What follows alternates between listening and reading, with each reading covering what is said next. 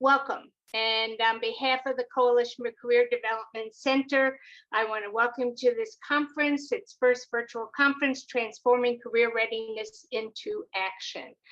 You know, the CCD is really all about collaboration. We're focused on identifying solutions, strategies that will prepare all individuals for the career pathway of their choice. Our goal is to bring together the vision, thinking, and best practices of individuals and organizations from around the country. And we are thrilled with the group that we have here for today and tomorrow. Between our board of directors, our advisory council, and the key contributors that have been supporting the organization, we've been able to begin this journey, and you are going to help us move forward on this. We have an exciting program put together. I think the program we have put together is to help us identify those strategies and tactics, which will help us move along the roadmap. And so we have exciting speakers here, but the success of this conference is actually going to depend on all of you. We need your input, your dialogue, your vision, your thinking, your ideas. If you disagree, I mean, all of that. This is a collaborative. This isn't just about a group making those decisions. So that's why this conference is really a really strong start for us. To officially open this conference, it's my pleasure to introduce Leo Reddy, who is chair of the Coalition for Career Development Center. Leo has been involved with the coalition from the beginning. He also serves as the chairman of the Manufacturing Skills Standards Council, has a very impressive background, but it's his passion and his vision that really got us going and has kept us going. And so we're very appreciative of all the time and effort that Leo has put into this. And it's my pleasure now to turn it over to Leo for his opening of the conference. Leo? Well, thank you very much, Jan. I hope I have better luck than you had with the technology, but really welcome everybody. Join you and welcome everybody. I'm here a little bit in my official capacity. The board has kind of formally asked that this conference try to further refine the policies, research agenda, and activity and communications activity of the coalition to get ready for our third summit, which is scheduled now for the fall. We're working on the final date, but sometime probably in October. We'll announce that date fairly shortly. But the main purpose of our meeting today is to get the whole coalition together to deliberate on where we really want to go looking into the future. And so we're very excited to have this available. To help prepare kind of a background, a context for our meeting, I took the time to write a kind of a progress report going back to the origins of this organizations really go back to about the year 2014. It goes back quite a while. And we've been building a roadmap for many, many years to trying to achieve our goal of making career readiness the first priority of American education. That's a fairly large mouthful when you think about our job is to build a national consensus around that purpose. It's not an unambitious purpose. But if we succeed, the results for the country will be quite impressive, I think. So in any case, what I first wanted to do was just spend a little bit of time talking about just reminding ourselves of our purpose and our vision. And then going on to a little bit of a paradigm for the roadmap that we've been building, the student roadmap, basically, for career success. And then I want to spend a little bit more time just expressing our thanks from the board and the leadership of the organization for the many organizations and wonderful individuals who have helped us get as far as we can. So with that, maybe I could go to the purpose and vision. I have a slide for this, Spencer. How's our technology? There it is. Oh, good. It's coming up. That's wonderful. Well, you've seen this before, but I thought it really was worth repeating that our purpose, again, as I just said, is to really build a national consensus around making career readiness for all. I have to underline all. We mean every single student. And we don't really care if they're going to college or career college. All these old nomenclatures really don't apply. We're talking about everybody. To paraphrase Jan's wonderful image, after all, 99% of people in school have to get a job, right? So get them into that job is the job they want is our main preoccupation. But to go there, our vision, which we've refined over the years, is, again, I think it's worth repeating. We believe that providing all learners with high quality I like the word high quality for our organization. We try to do everything against the standards of high quality. High quality career development services and technology will help ensure that they secure productive employment in their chosen career pathway as efficiently and as cost effectively as possible.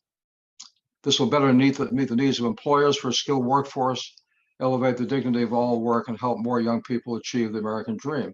That's the statement of our purpose and vision in our white paper, which I certainly commend to everybody. If you're going to work with CCD, you have to have a copy of the white paper on your shelf, which is readily available. You can read it before you go to sleep at night. They call it Career Readiness for All. It's really kind of our roadmap, which we've been building for a number of years now. And based on that roadmap, we've kind of described a little bit of a paradigm. If we could have one more slide here, Spencer, if you wouldn't mind. Is what I'm calling the CCD career pathway paradigm. And basically, we think we should start even in the early grades to expand career awareness by getting more kids out into the workplace, having workplace people visit the kids and get them to have a better understanding there are careers, the kinds of careers that are out there. Then in middle school, begin to develop what we're calling a personalized career and academic plan, sometimes called an individual learning plan. There are names for it, but basically every student would have their own personalized plan focused on self and career exploration. In other words, this is not a European tracking system. You kind of track yourself, if I can use that word, tracking. You choose your career pathway. But to help you do that, you're going to be aided by well-trained professional career advisors and counselors who will help you on your way to develop that plan, which will further refine in grades 9, 10. To the point by grade 11 and 12, you can then begin to seek an internship in your chosen career pathway.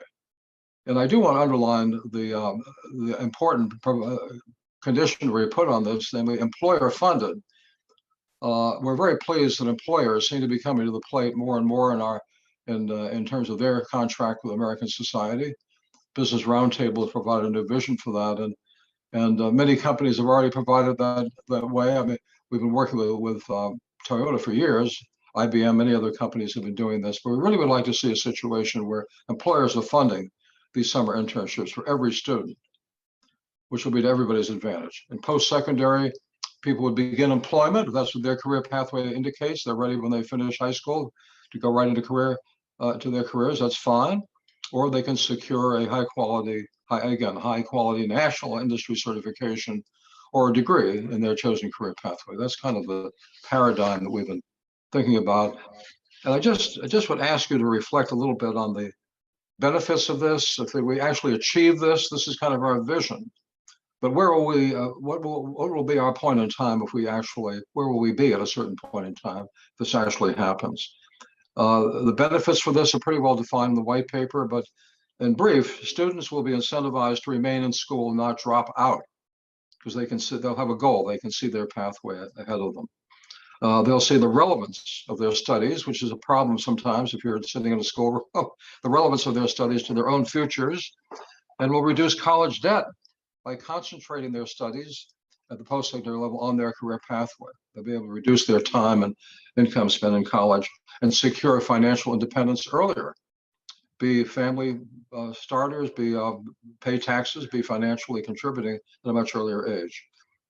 And so our good friend Scott Bull, who's played such an important role, keeps talking about a fair deal for America's youth. I think we can talk about this one being a great deal for America's youth. Well worth pursuing. If we pursue this, of course, there'll be a lot of residual benefits for the economy. Will certainly help reduce the acute shortage of higher skilled workers that are holding back our company today, which we're all aware of. Anybody certainly in manufacturing is well aware of this problem. Increasing workforce productivity and enhancing our global economic competitiveness. We're in a world now where the China challenge keeps getting stronger and stronger.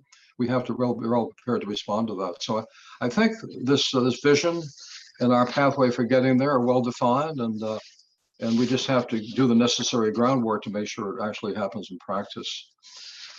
But as I said at the beginning, I really want to thank so many different organizations and people. They're detailed in greater detail in the paper I circulated earlier, but I just feel a real obligation that we all feel to the help we received from so many. And just going back, let me go back to Jan for just a minute. Jan really started us off with a report we wrote in 2014, 2015 on transforming career counseling. And if you go back and read that now, you find many of the different solutions that we identified really appear in that paper. Then Jan organized a meeting to preview that paper at the Willard in Washington, D.C., and that's there we met Bill Simons from the Global Pathways Institute and the Venerable Dr. Solberg at that meeting. That began to kind of form a career group. And as we kept going, we had assistance in our early convenings and 2 summits from many organizations. The National Governors Association has played a very important role in facilitating. The Chamber of Commerce Foundation, the Business Roundtable, the Manufacturing Institute, which is the education research arm of the National Association of Manufacturers, has played an important role. If you look at our website and you see the 17 members of our board and the 37 members who are a quite powerful advisory council, this is quite a powerful organization. With many of the country's leading organizations, we're really grateful to all of them. Also, I should add that in the work of our individual committees, we've enjoyed the participation of Microsoft and Google and Amazon have also joined in the work, which we're very grateful for. Many friends in the education community have helped us. And there's a fairly long list of those, but I particularly want to call out the Association with Career Tech Ed and Advanced CTE. They have been wonderful in representing the interests of the CTE community, so helpful. And it's just been very important to have them. In the counseling world, we've worked very closely with the National Career Development Association and now with the American School Counselors Association are in the organization working with us as well. And I also want to mention the support we received from American Student Assistance and Junior Achievement and so forth. And in our work on the, of course, in the actual research work, American Student Assistance again has chipped in, CASEL has chipped in. There are many organizations that have, but I do also want to, if I had my placard with all the different logos of organizations, I really want to highlight, very importantly, our contributors. It's very hard to sustain an organization like this and build a staff, and Jan is building an excellent staff. And thanks to all of them, without cash contributors, people are contributing to our overhead, our day-to-day operations. And we do have several organizations that help with this. Certainly the National Council for Construction Education Research, NCCR, a venerable organization representing that large sector. They've been there from the very beginning. And I want to express a special thanks to them. SME has been with us from the very beginning. PACE Industries has made large contributions, very, very helpful. We've had excellent contributions from Amatrol, ACT, Gateway Technical College. Bryan, thank you very much. And more recently from Snap-on Inc., and we saw Roger briefly, the Palmer Foundation.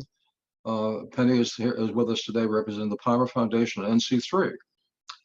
So in any case, with that kind of a team, I don't see how we can miss. So we're very anxious to pull together the results of this whole conversation the next 2 days and then begin to address our preparations for the summit. So with those opening remarks, again, I want to thank you for coming, and I really look forward to the meeting. Thank you very much. Thank you, Leo. Oh, there we go again. So I'll do this quickly. I don't know why it's reverberating, but thank you. And Leo's leadership has been astronomical, and we would not have gotten here without Leo. And I do want to, I think he's on, recognize, I know Leo did as well, Bill Simons, who really took us to a long ways on this journey as well. So we've had some strong voices and strong leadership as we move forward on this, which is excellent. So we want to begin the program. As you all have seen, we have a very information intensive program.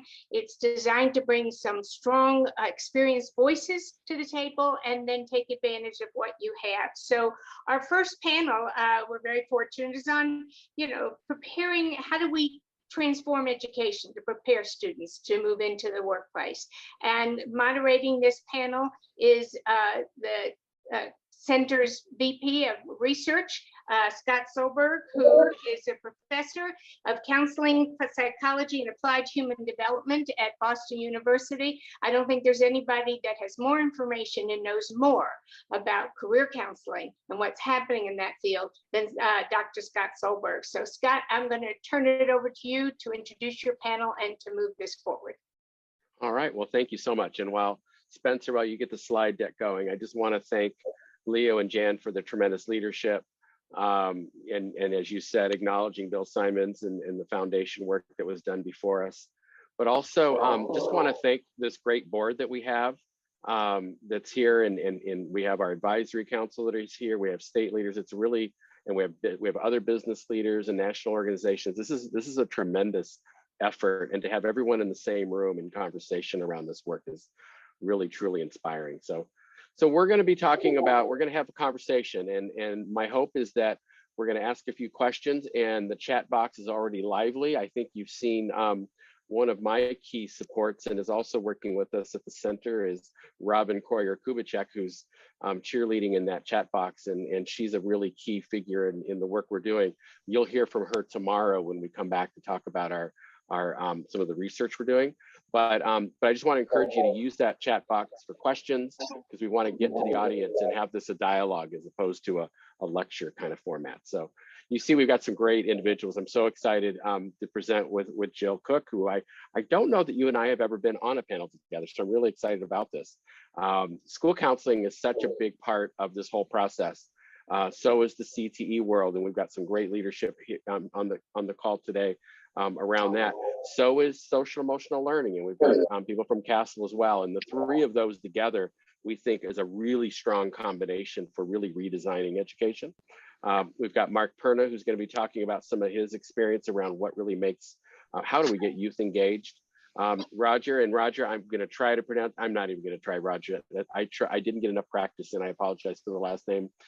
It's awesome when you say it. So I'll let you introduce yourself when each of them will, as they go forward. But we know certifications are important, so we're going to talk about that as a key issue. And then I have Damien Sweeny coming in to really talk about, for a state leader who's really engaged in putting all this together, working across all these systems. And so excited to have Damien talking about this. I've been watching Kentucky grow when he first got started in this, and it's amazing what great work a state can do when you've got great leadership. So yeah, now we're ready.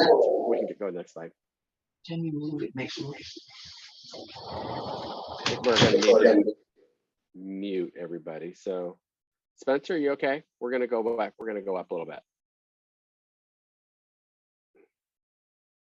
There we go. Oh, next slide. There you go. Okay. So you saw this was in our program. So we're going to be hitting on a few really redesign ideas. So you can get the next slide for time. I want to give a little orientation, and then we'll go into it. And the orientation really starts with, what are we preparing our youth for? And I think we have to revision what we're trying to do within education, within our community organizations, workforce development, that there is a whole set of skill sets that are well beyond anything any of us had to know when we graduated. And so we use the Fourth Industrial Revolution as a great commentary to just put it in a place of what that means. Next slide, Spencer. And for us, what it means is, let's go on. So we know it's all about this, the computers are coming, the computers are coming. They're here, they've arrived, and now they're taking over. Next slide. The idea here is that it's going to all be around talent, not around course grades, by the way. It's going to be around talent. And so let's hit the next slide. What we're really talking about here is, does the individual, is our youth developing the deep human skills that computers can't replace, right? When you're working at work, you're working in teams, you're working with people from different backgrounds, different communication, different personalities. Are we bringing a team together that can do that deeper communication skills? So we talk about Castle's great work on social emotional learning, but now we're taking it up a notch to more advanced social emotional learning skills. And that's important because we want our educators to know they're already doing the great work. They're building the foundation. We just have to help us all see that we're a team working towards this. And then the other area, and this is where Leo comes in, and all of you that are focusing on certification, there are advanced technical skills we need too. And so, but what we want to be able to do is to help youth identify what skills are needed that align with their future goals. So it's not taking away, it's just letting youth kind of start driving the process. And that's what we mean by career management. How are we helping youth and families really understand the processes involved? Next slide. So what do deep human skills look like? And I'm going to go to the next slide. We're going to look at Castle's piece here, that they've got some tremendous pieces. They're working on social emotional learning skills right now in the elementary. They're working with states. They're building capacity for them to do this work. And at the elementary, it's important to build a classroom with youth who can regulate themselves. You know, we don't need them hitting each other. We need them communicating, working collaboratively. But then as they shift into middle school age, this becomes the foundation for mental health. And so, and I think, Jill, you would attest to this as well, that we have counselors, or we have the kind of the therapists often in the building that do the therapy part. But what we have school counselors helping to do is set the foundation for mental health, because there's a lot of tier 1, which means all youth are getting access to programs and services. And this is what I'm excited to have Jill on to talk through, is that we've got a great national model that says, hey, mental health isn't just therapy. Mental health is, how are you functioning and how can we prepare them with that? And then the second one, or the third one, is it turns out these are the same skills we need to be effective in the world of work. If you hit the next slide, what Castle's done to me is revolutionary for us. They've taken the same language and now put it into, go ahead, Spencer, with the next slide. And they put it into the language that we can use in our everyday work. I sat my daughter down and said, build your resume. I'm going to leave the room, find yourself here. And she took out all of these different skills, and within 10 minutes had her functional resume pretty well done.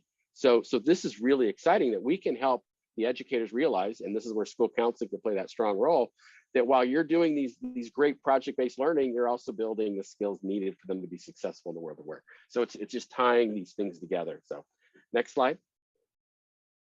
And this is another way, this is a great individual. And when we find Leo, when we get some robust money coming in, we need to invite this woman, Crystal Lim Lang, out to be a keynote, because she is amazing. She's from Singapore and she's so powerful, and she talks our talk, but she does it in such a great, empowering way. And these are some of the things she brings in. And I'm loving personal brand. I'm using that now in all of my work as well. Do you have talent? What's the brand statement? How are you communicating out what this talent is that you have, and things like that? Next one.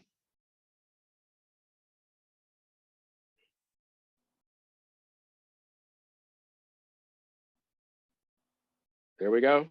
Next slide. Is there one more? Spencer, is that the last one?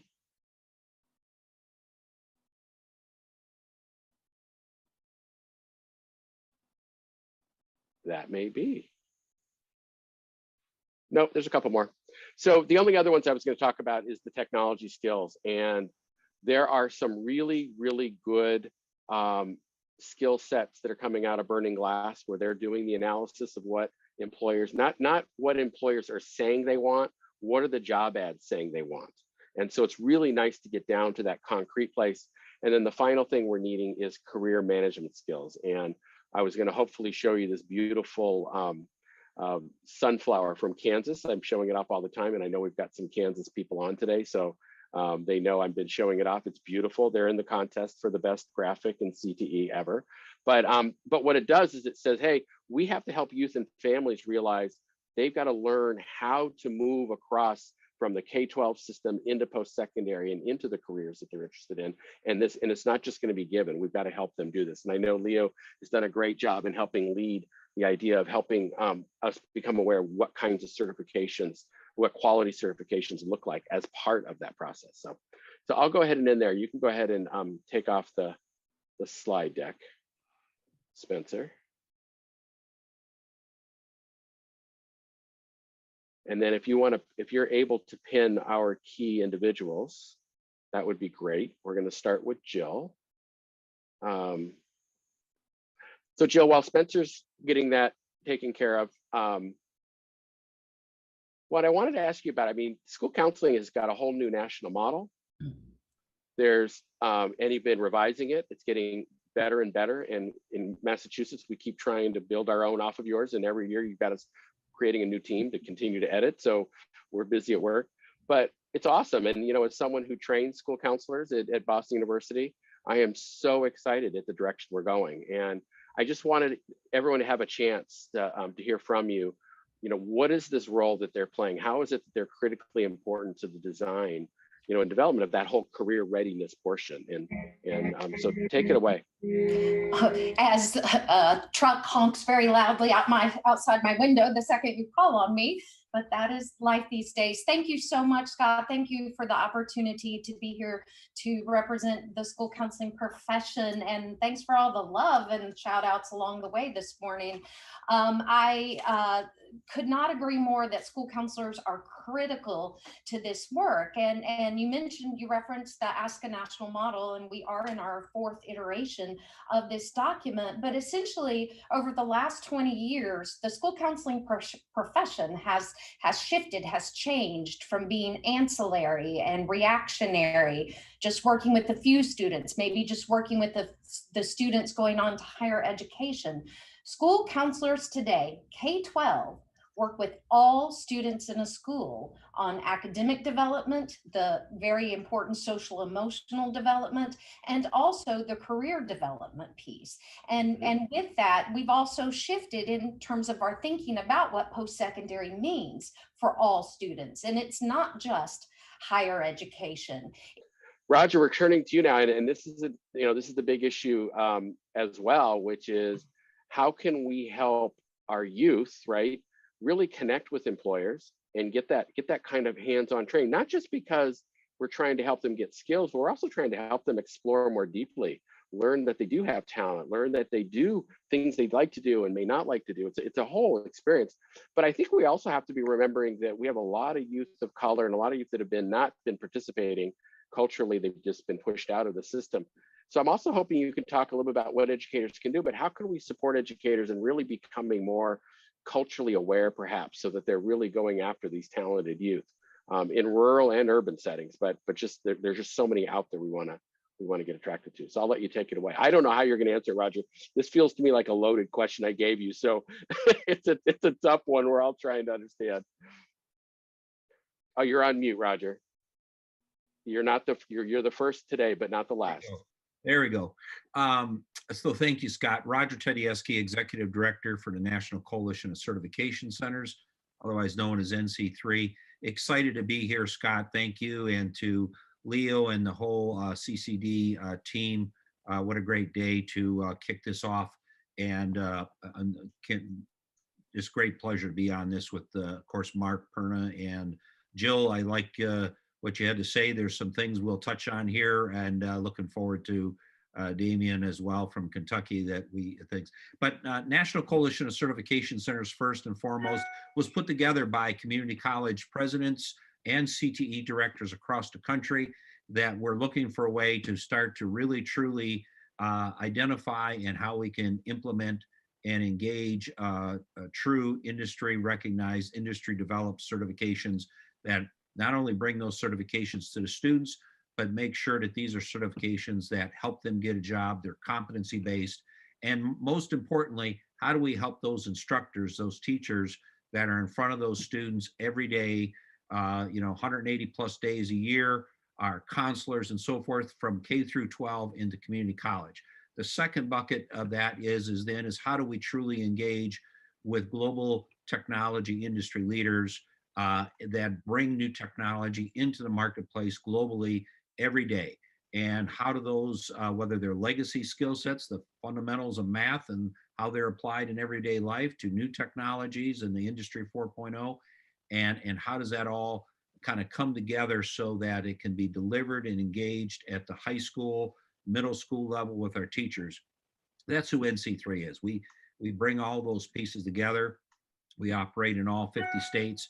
But to answer your question, Scott, look, we are doing phenomenal things with our industry partners and our educators. For example, for young students, math teachers, science teachers, counselors, et cetera, be able to, when they're teaching math, whether it's in 3rd or 4th grade, to be able to pick up a micrometer or a caliper and understand what that measurement means, whether they're going into the engineering field, a technical field, they may not even know, but they're getting that career exploration of here's what the math teacher is teaching, but now they get to self-actualize. They get to touch something, they get to really measure, whether that's in standard or metric, and they bring those pieces together and they have that aha moment, that understanding of the why and how that applies to what their interests are and what their passion might be, as Mark said, on that given day or in that given moment, that, wow, this is something's of interest to me.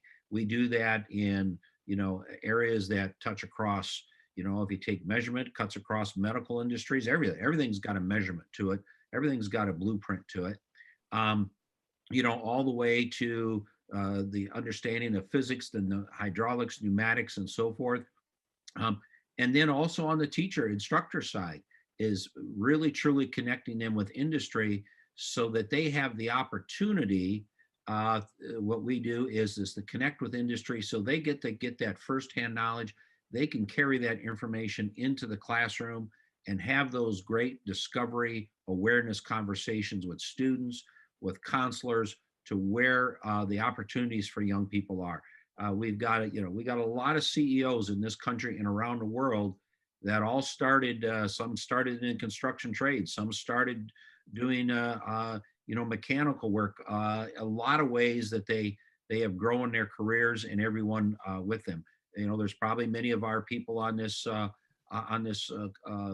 group today that have been engaged in some form on how America was built. So coming back to our counselors and to our youth is what are those things that we can provide in each of our schools every day? And then you touched on the underserved population. So one of the things in the DNA of NC3 is that we provide certifications to every student in that classroom, regardless of their social economic background.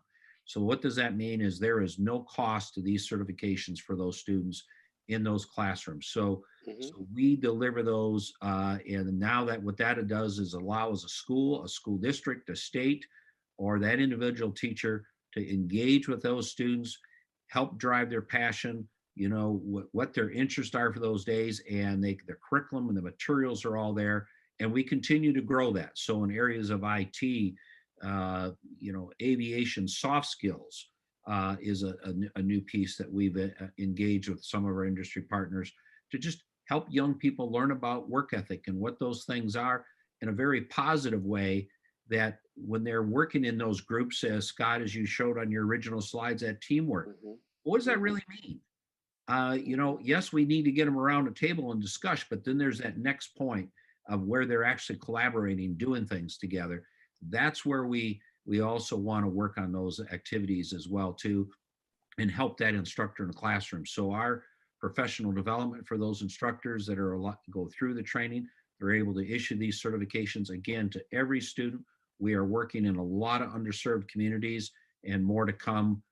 We've got just a tremendous roadmap in front of us that we are engaging more and more school districts across the country, rural, underserved, and across America. So I'll kind of stop there, but we are actively driving this. We have well over, I think, 140, 150 certifications that address this piece of lifelong skill sets, how it relates to our new Industry 4.0, our legacy key things that are needed, whether it's reading blueprints, understanding blueprints, the English, the math, all those things that need to come together. And most importantly, one of the things we're excited with CCD is reaching out to the counselors and helping be an asset and a resource to them. So at that local level, they have the resources to be able to talk to parents, grandparents, community to engage. So fantastic. Thank you, Roger. So really, it's such an exciting panel from the standpoint that with Jill, we have a national organization that's really putting together the guidelines for a whole army of educators and school counseling to really get into this. Mark, really, we need more help in supporting the organizations in being able to really understand the nature of what we're talking about so they can adopt and really implement with fidelity. And I see a lot of your work is really inspiring that. And then Roger, we need the CTE world coming in and really thinking through how to get to the actual certification, because we need that endpoint, right? But if they're graduating with some kind of credential, we're hopefully, if we've done our job right, they can go right into a livable wage, and that gives them more options as they think about their post-secondary. So really key pieces. It's exciting to have you, Damien, talk next, because now you're on the state leader end, and so you represent, by the way, a whole bunch of state leaders on the call. So I don't want to make you nervous, but we're so excited to have you talk. But there's a whole bunch here that are on the call, and it's a great family that we have, right, Damien? We've been working together now for many years, and there's just a really good sense of understanding about what it means to create this whole individualized learning plan, or what we call personal career and academic plans, as a process. And at the state leader, your job is to kind of help districts fully understand and give them the resources to support them in implementing. So really excited if you could kind of talk a little bit about how you're doing this. What have you done so far? What are the things that are happening as you see the work helping students become future ready? So take it away. Yeah, thank you for allowing me to be here. I'm really excited about being part of this panel. So my name is Damien Sweeny. I'm the program coordinator for comprehensive school counseling at the Kentucky Department of Education, where I work as a resource for school counselors in our state. In regards to today's topic, I also provide information regarding our regulation on graduation requirements in Kentucky. The ILP is part of this regulation because it helps align personalized student courses to post-secondary goals. So in Kentucky, we use individual learning plans for kids in grades 6 to 8. And we went from a one-size-fits-all prescribed system to a flexible one that gives schools and districts the autonomy to create or purchase a system that best fits the needs of their students. As you can imagine, that one-size-fits-all system actually fit the needs of very few schools and districts. And to be honest, the ILP became much more of a checkbox than something that truly helped our kids. So as we reimagined the ILP process in Kentucky, teaching the whole child through an advisement program has been paramount in our process. And with this new system, we wanted to think outside of the box. So one message we consistently shared was that social and emotional learning should play a huge part in whatever system or platform our schools and districts chose to utilize. All educators know that kids can't know where they are going until they discover who they are. It's a really important line for us to communicate consistently. Kids can't know where they are going until they discover who they are. So because of this, in Kentucky, we want our students to participate in lessons that will offer them information about mental health, personal and social goals, character building, self-advocacy, academic progress, careers, transition readiness, and so much more. And the cool part is that we want all of these lessons to be engaging and fun. So I'm going to give you an example of how we broaden the conversation about careers to make the conversations happening in the classroom feel personal and relevant. So I'm from the largest city in Kentucky, and I worked in an urban setting for years. 11 days after coming to the Kentucky Department of Education, I was tasked with offering my first professional learning opportunity to superintendents, principals, school counselors, and central office staffs in one of our regional educational cooperatives. So I know you said we've got a lot of state leaders on the call. So imagine 11 days after you get there, they're like, now we need you to get in front of all of these district and school leaders and communicate about this. So remember, while I come from an urban area, it is often the case that the places I'm traveling are not urban, but rather rural. So in those sessions, I was playing hip hop songs like 1-800 by Logic or You Just Gotta Live by Tadajewski. And both songs speak about suicide prevention. My goal was to show educators how we can offer lessons that were engaging, fun, and innovative, and that would speak to students while really allowing them to reflect on their own lives. My participants, they loved it. We know that music is a universal language that we can all relate to regardless of our backgrounds. And so when thinking about careers, I want you to really think about how can you be super creative? How can you innovate? Find ways to speak to your students in a language or with activities that will speak to them and allow them to enjoy opportunities for deeper learning. I originally had a Google Classroom full of lessons. I can give you the code if you're interested. And I had lessons that I chose to add to it that would help students self-discover while considering the support they needed academically, socially, and emotionally, and with careers. So that's where my school counseling background came in. This was the first iteration of lessons we provided for educators in Kentucky so they'd see how out of the box we could go with ILPs. Later, we created a self-implementation rubric based on the law governing ILPs in our state. The law specifically says a district shall implement an advising and guidance process throughout the middle and high school years to provide support for the development and implementation of an ILP for each student. So because of this, we created the rubric I mentioned to ensure that schools were implementing ILPs based on the law while innovating. We also added an ILP data center that showed districts how we'd be collecting data over time. We all know that what gets measured gets done. So we needed to show them that this was something that had to be done, but we didn't want to communicate that, big KDE was going to come in their black suits and black sunglasses and earpiece to watch everything that you're doing with this, in regards to this process.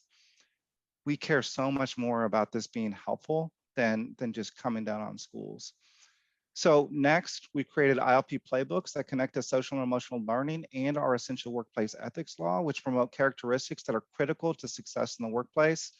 As I mentioned earlier, Kentucky law says that the ILP must be implemented for kids in grades 6 through 12, but we know it's important for elementary school kids to be able to have access to thinking about careers, right? So we created lessons for kids in grades 5 through 12, and we tied these lessons to Erik Erikson's stages of psychosocial development as well. So we're lucky that in Kentucky, we have this longitudinal data system called Kentucky Stats that offers current labor market information for each region of our state. It'll also let our students and educators know what careers will be prevalent in each region in the future, along with so much more. So that's a little bit about our journey, but with all of this said, our students are engaged in ILPs that don't just match them to careers. They're self-discovering, they're thinking about their futures while considering questions like, who am I? Who do I want to be as a person? What do I want in a future career? Is that option going to be available and close to home if I choose to stay? And then what certifications, credentials, trainings, or colleges must I attend to attain my future goals? Thanks. Yeah. Thank you, Damien. Okay, so this is great. We've got a couple of questions that have come in the chat, and Jill, I thought you and I could have a conversation to kind of get this kicked off.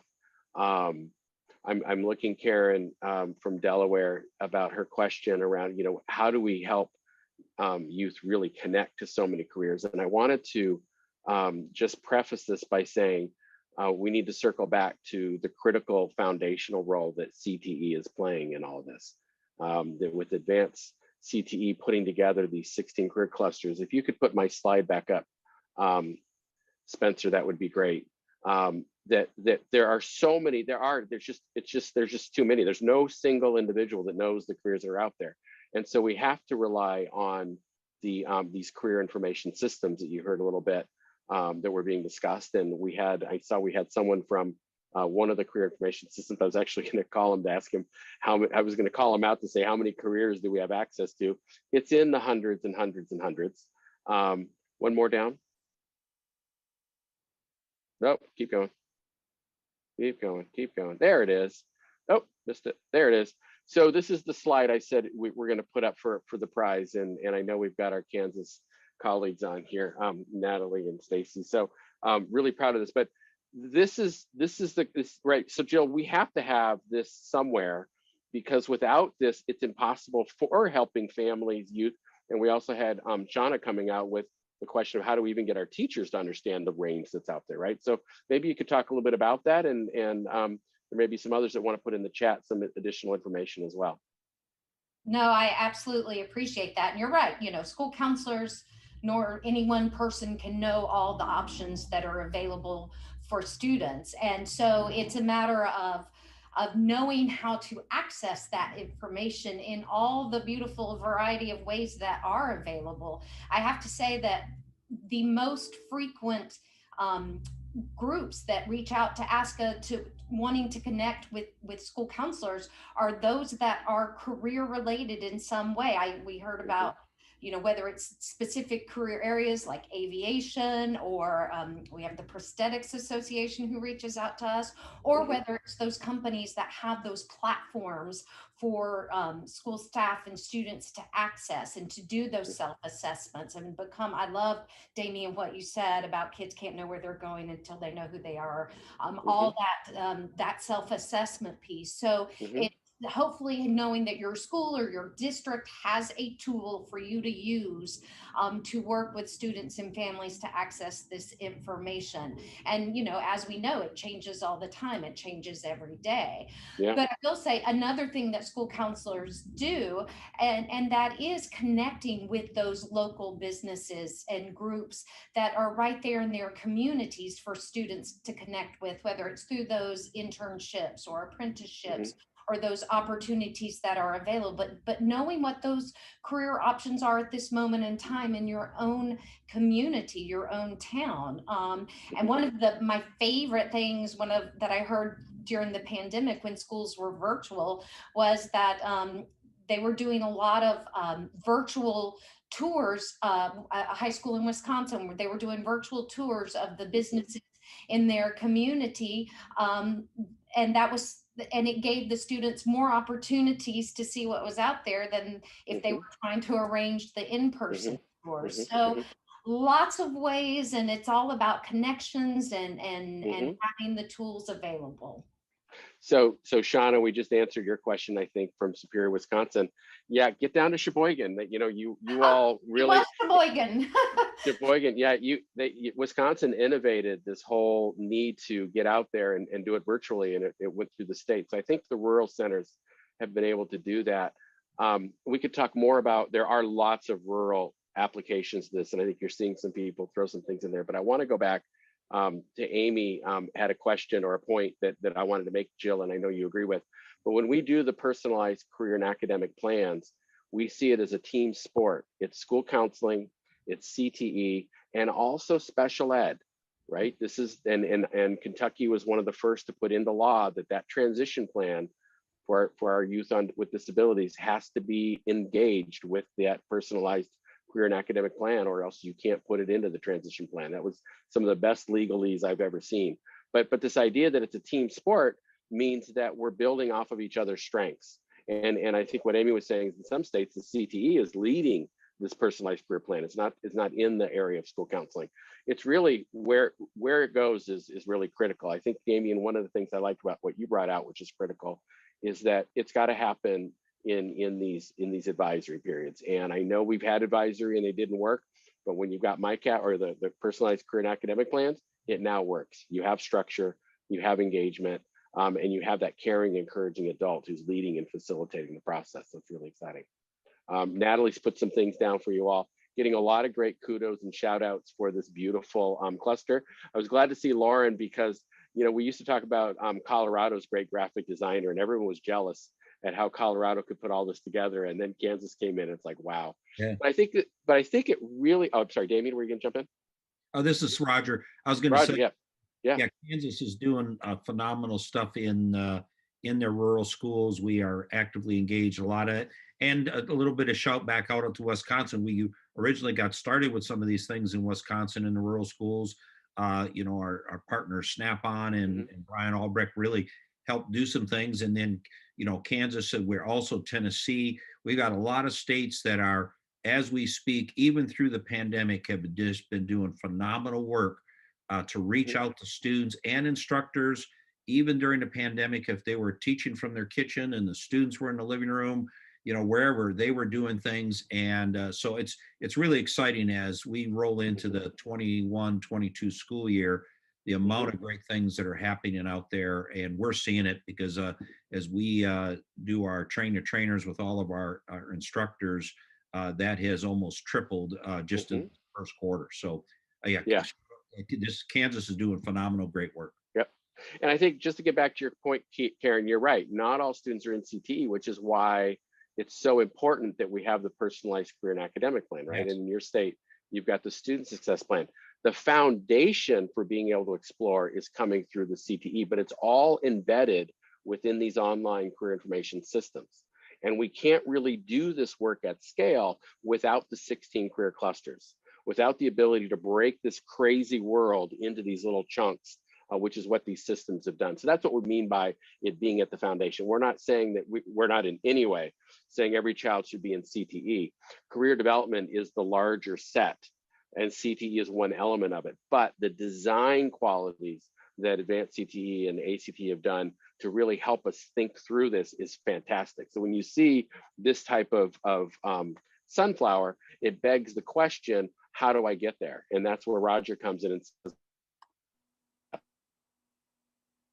states are doing is they're saying, well, here's the academic courses, here's the early college courses you might take, and then at the end of that, here's the way you can get some kind of industry recognized. What we want is to not just think about them as CTE pathways, we just want to use the word pathways, right? We just want to say, what is your pathway? Where are you going? And Mark talked about this before, right? There's this light at the end of the tunnel. That's what we have. And then we have to figure out how to navigate towards that light. And what are the learning opportunities, whether CTE or not, can help them move into that. All right, I just paused because it said I was a little unstable, which everyone who works with me. Okay, so with that being said, I know we've got some time left, so love to. I don't have the chat in front of me, or I do have it in front of me. There it is. Some other points if you want. You're seeing a lot of the great state leaders are throwing down questions and resources and ideas, which is just what happens because they're fabulous.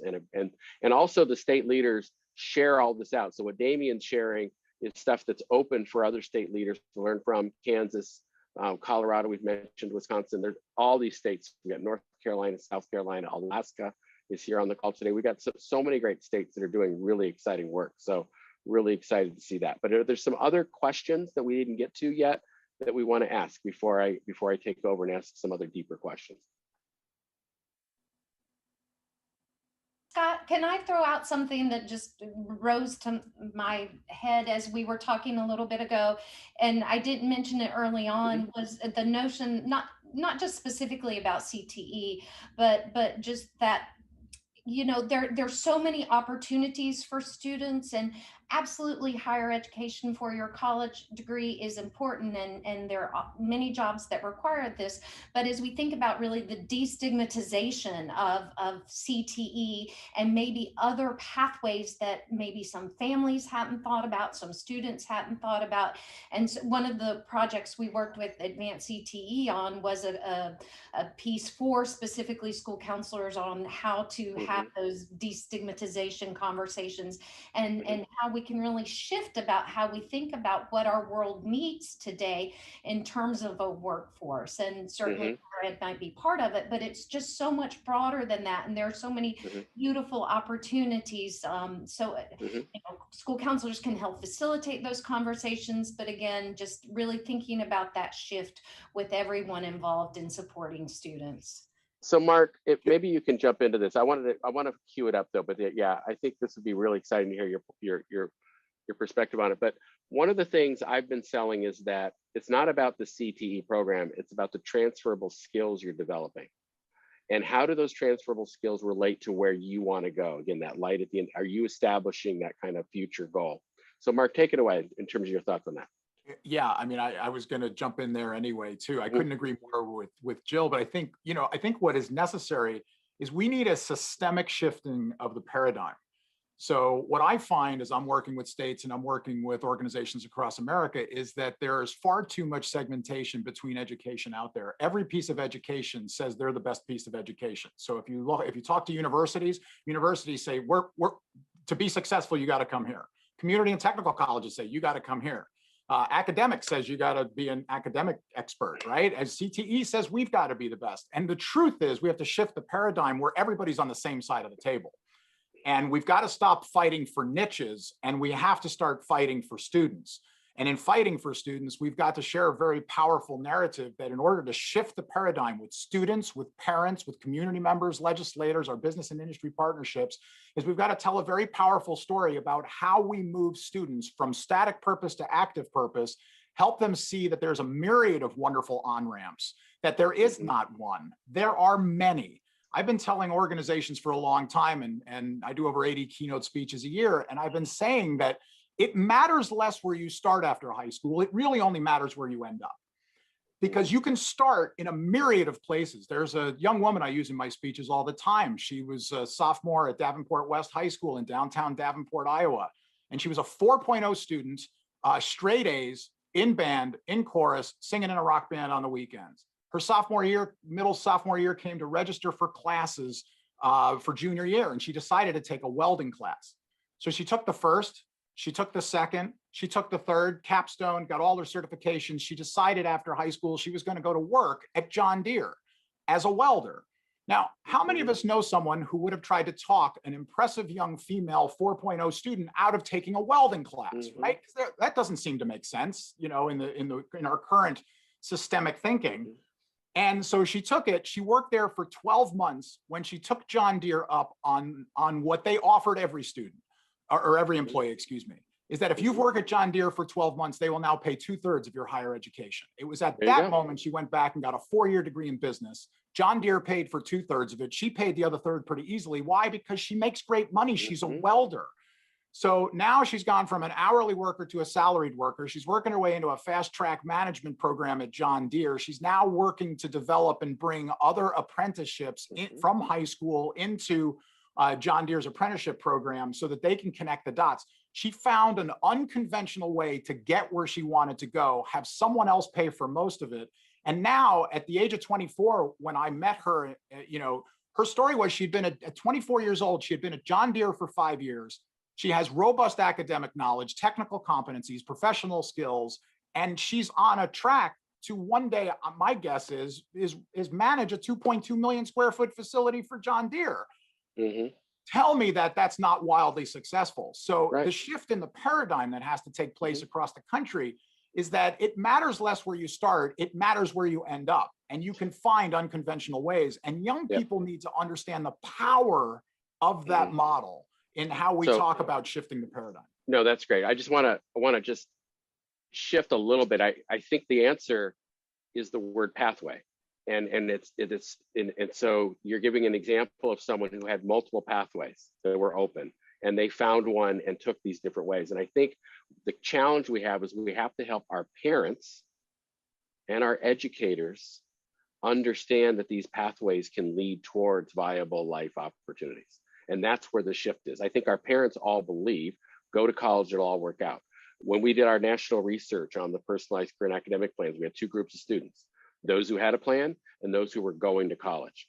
And so this idea that somehow I'm going to wake up in college with an answer of who I am and where I'm going, you said, Bart, without that light at the end of the tunnel guiding you, they're lost. And that's why only 1/3 of the entering 9th graders graduate from post-secondary, because they have no light at the end of the tunnel. But I think the answer is pathway and helping parents understand these pathways lead to very viable future opportunities. And I think this is the culture shift. We have to get in and really start thinking about it. And Scott, if I could just tag on a little bit, because I love what you added there. But the key to the systemic change in the paradigm is that we have to recognize and tell a powerful story, region by region, community by community, that we have to connect the dots officially between education, workforce development, and economic development. Which means we've got to have our community, we've got to have our economic development folks and our Chamber of Commerce, our business and industry partnerships, our educational partners. Everyone's got to come to the same table so that we understand as community by community how we shift this and the importance of the things we're chatting about here. And that is where systemic change will come from. But it has to be, we have to start shifting it so that, you know, not only our school counselors and our teachers and you know, and our administrators, but people outside, parents, students themselves, and they see that light at the end of the tunnel, so they're willing to take that step. And then that next. So Mark, fabulous commercial for the Coalition for Career Development Center, because that is exactly part of our research agenda. We do have a lot of those regionally based collaborations and cross-sector alliances going on, and we need to tell the story about what's going on around places like Gateway College, where you've got a huge force of interconnected stuff going on. So they are out there now. We need to raise them up, showcase them, showcase the big work going on, and tell the stories like you had about students that are doing great things as they go through.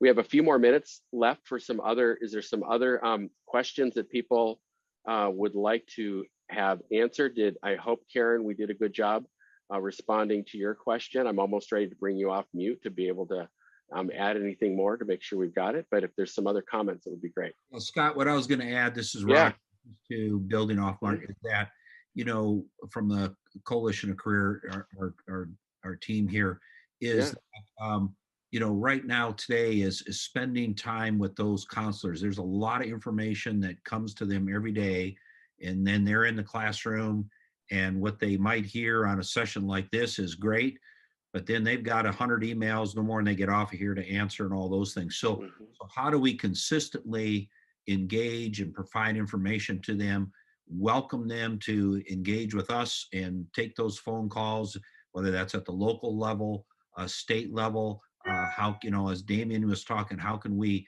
you know, we got to have multiple on-ramps for our career counselors too, because once they get on those ramps and they go, oh, here's how you get to this, and the story that Mark told, once they get exposed to it, then they can help tell those stories to those parents, to those English teachers, those math teachers, and the students, you know, on a given day, or the local newspaper, all those things. And that's some heavy lifting here as we do all the great things we got to do, but we can't forget every day that we got to still spend time with them and reach out to them and make them part of our regional and local activities. So I'll stop there. Thank you, Roger. And I know we could tee off on that and go in another direction, but I also feel like we've been going at you for everybody for a while. Maybe, I know we've got 4 minutes before the next one, but maybe, Jan, we give everyone a break to, you know, do the bio breaks and get off a little bit before we get our next panel, but I'll let you take it over, Jan. Thank you, everyone, for participating. Thank you for everyone that's been on, for all the great chatter, resources. You're awesome. Really appreciate it. And thank you to the panel. This was really exciting. There we go. Yes, thank you, Scott, and to the panel, to Damien, Roger, Jill, and Mark. It really was awesome, and that's why we asked you all. What I loved about this was it was about the students. It really focused on the students and not so much the system, even though we have to make systemic changes. How do we engage them? And I love, Mark, your comment, it doesn't matter where you start, it's where you end up. You know, it's the journey, and how do we help them along their journey, not a preconceived or our journey. And everything up to now, a lot of it's been about what does the system see as their journey. So, all right, so I know that we have 3 minutes. All right, if you all promise to come back, we will give everybody 3 minutes to get a drink of water or whatever. You know, Spencer's back online now. I was glad it was his computer that froze and his system went off and not mine, because everybody would have just said, oh, there goes Jan again. But, you know, so that was good. And in the meantime, in the next now 2 minutes, we're going to get the next panel keyed up, get everybody off of mute. And, you know, so Spencer, if you can make sure the next panel's on mute, and Brian will start in exactly 2 minutes. Very good.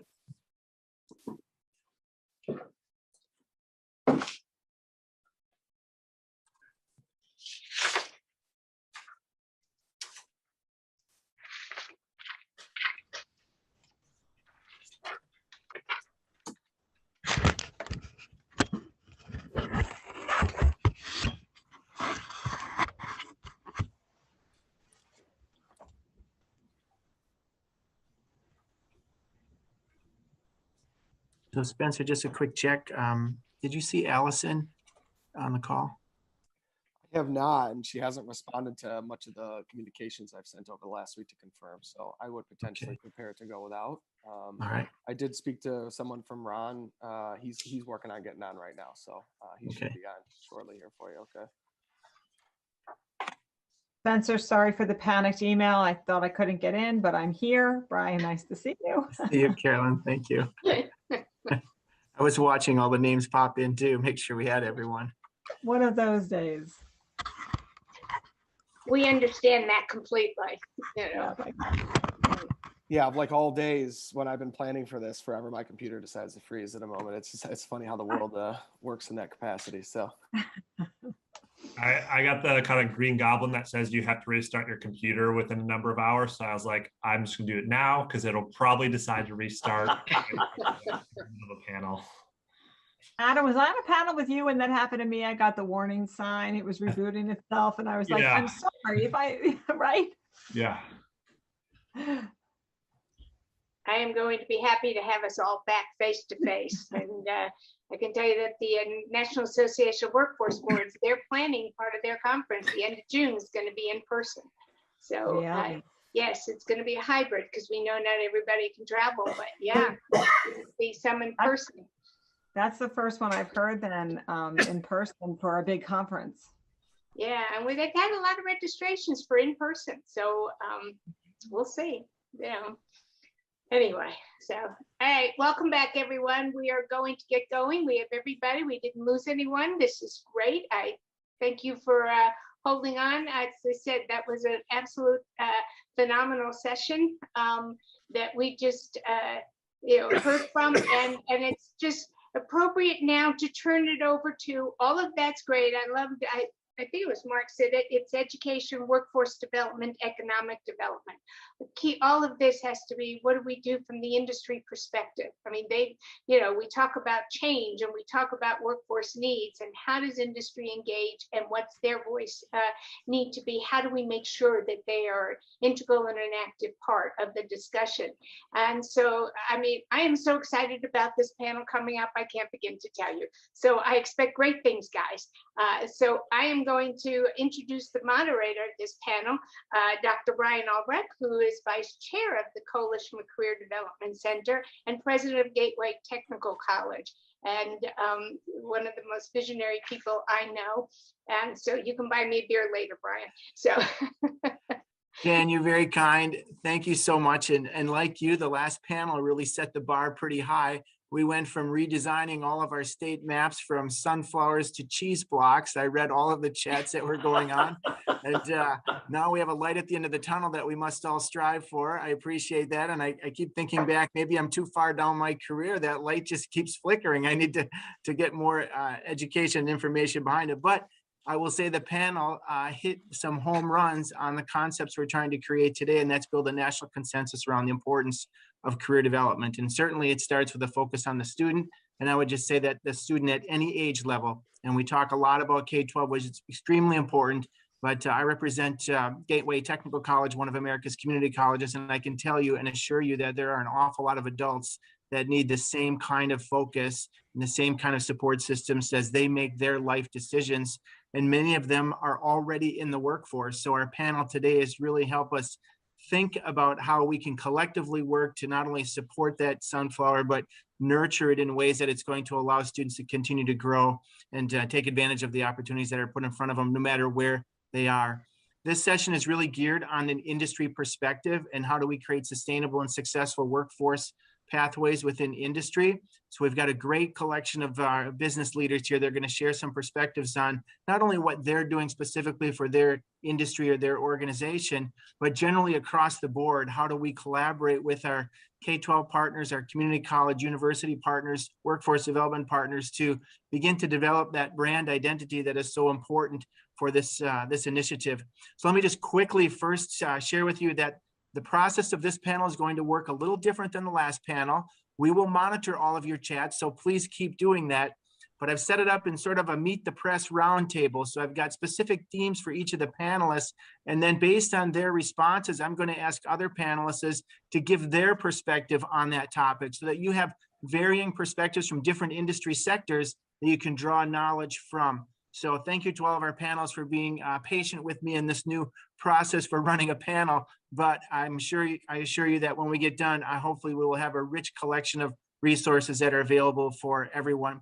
So just very quickly, I'll introduce our panelists. Allyson Knox is the Senior Director of Education and Policy for Microsoft Philanthropies. Allyson, thank you for joining us today. It's good to see you on the screen. Adam Lukoskie is the Vice President for the National Retail Federation. Adam, nice to see you as well today. Sam Bottum has joined us, Vice President and Chief Marketing Officer for Snap-on Incorporated. And Ron Busby, from CEO for the U.S. Black Chambers Incorporated. And Carolyn Lee, the Executive Director for the Manufacturing Institute, Education and Research Partner for the National Association of Manufacturers. Carolyn, I'm going to ask you to start this discussion for us. And you've heard a lot of this discussion that we had in the last hour as well about the importance of engaging students and understanding how we can keep them interested and focused on their decision making. And that one of the top sustainable workforce initiatives and pathways for your organization is this whole idea of informed decision, helping people understand what career pathways are, maybe specifically around manufacturing, but more importantly, how do we help engage education and industry around that common language to support students? So please tell us first a little bit about the Manufacturing Institute and why this topic is so critical for the economic prosperity of our nation. Sure. Thank you, Brian. And thanks to everybody, Jan and Leo, for organizing this and all the work. And the last panel, I think, set this up really well. So for us, we have a numbers problem, right? For manufacturing, the new Bureau of Labor Statistics JOLTS number came out on Tuesday. I think it was yesterday, maybe. Yesterday was Tuesday. And they said they found that 706,000 open jobs in manufacturing in March. 706,000 open jobs. So I think that's an all-time high. It's certainly the highest since I've been in this job, almost 4 years. We've been hovering around 500,000 jobs for almost a year now, actually over a year. There was 1 month at the beginning of the pandemic that we didn't have 500,000 jobs open in the sector. And so for us, we have this problem, as great as all the companies that are represented here and that are part of this organization and all this work, as great as these companies are, people don't understand modern manufacturing and what manufacturing jobs are all about. So for the Institute, the workforce development and education partner for the National Association of Manufacturers, our whole mission is to inspire, educate, and empower the manufacturing workforce of today and tomorrow. So we have this weird dynamic with manufacturing. Parents and the general public love the sector, think it's really important to national security and the economic health and well-being of the sector, but think it's dirty, dark, and dangerous and not for their kid. Or the robots are taking over and there are no more humans. It's this weird dichotomy. And so for us, we need to change the perception. We need to change the understanding and the awareness of the opportunity. That's what our Creators Wanted campaign here is all about, that I'm so branded today. And it's really about how do we get people to see the opportunities that are accessible with as few as 6 to 8 weeks of training, that then can lead you to a career of interesting things that are challenging, that are family supporting jobs. And so we've got to start as young as elementary school and work on that message all the way through. Carolyn, you're so right. 706,000 job openings in manufacturing. It's almost overwhelming when you think about the need to try to encourage young people to think about manufacturing as a really viable career. This time of year in the education world, we look at people's front lawns, and there's a lot of these front lawn signs that say, you know, congratulations, graduate of X high school, or, you know, celebrating that level of success. Today, driving into the campus, I saw signs all over our community, not from graduation, but from Incinerator Corporation, manufacturer in our area for garbage disposals, all open job signboards. So if you work there, you get a sign to put in your front yard to try to help recruit your neighbors to come and work for you. That's how desperate it is out there to try to find skilled workers. And so I think our message has got to be ramped up big time in the area of career development in order to get the message out that these are pathways that lead to rewarding careers. And I'm just going to ask Adam to comment a little bit, because we know that it's true for the National Retail Federation that your industry is still adjusting from some significant disruptions as a result of COVID. So why is career development a priority for your organization? And can you give some examples of how you've had to kind of reinvent yourself similar to manufacturing to get people interested in coming back into the retail space? Yeah, Brian, thank you so much. And Jan, Spencer, and everyone, Leo, thank you for having us and putting this together. I would say I'm from a small town in rural Wisconsin. So the previous panel talking about kind of rural opportunities, I unfortunately did not have much of a program. So it was a lot of self-exploration and trial by error kind of after I left. And my sister actually also works for John Deere. So both of those stories rang close to home. They helped pay for her master's degree. So this all runs very close to me. But from the retail side, I would say we, like Carolyn and the manufacturing, we have hundreds of thousands of open jobs also, and we right now are experiencing incredible difficulties in finding work, and not just at our entry-level roles. I think one of the things at our foundation that we do is, most people, when they think of retail, they think of folding sweaters, they think of that cashier, they think of the retail jobs that they see. But most people don't know that we support 52 million jobs in America, and we're in every community.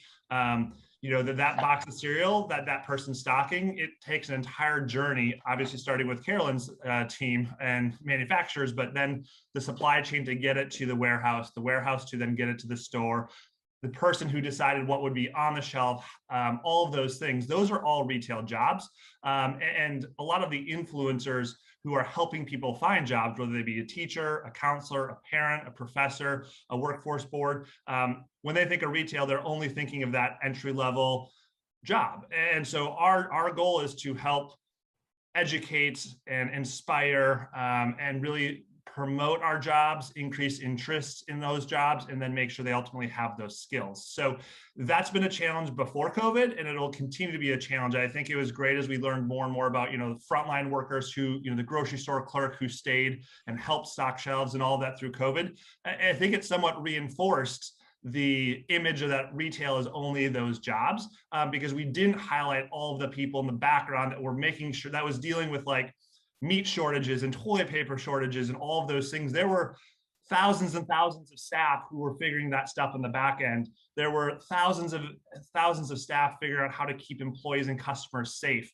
that were not really talked about. So, I mean, that's the thing that we're constantly trying to work through is how do we make sure that all of those jobs that are available, people have that understanding. And also, you know, most people start in a retail or restaurant type job. It's teaching Americans how to work, and retailers really value that store experience because you really get to know the customer. And so I would, to the second part of your question of how we've tried to, you know, evolve or reinvent ourselves.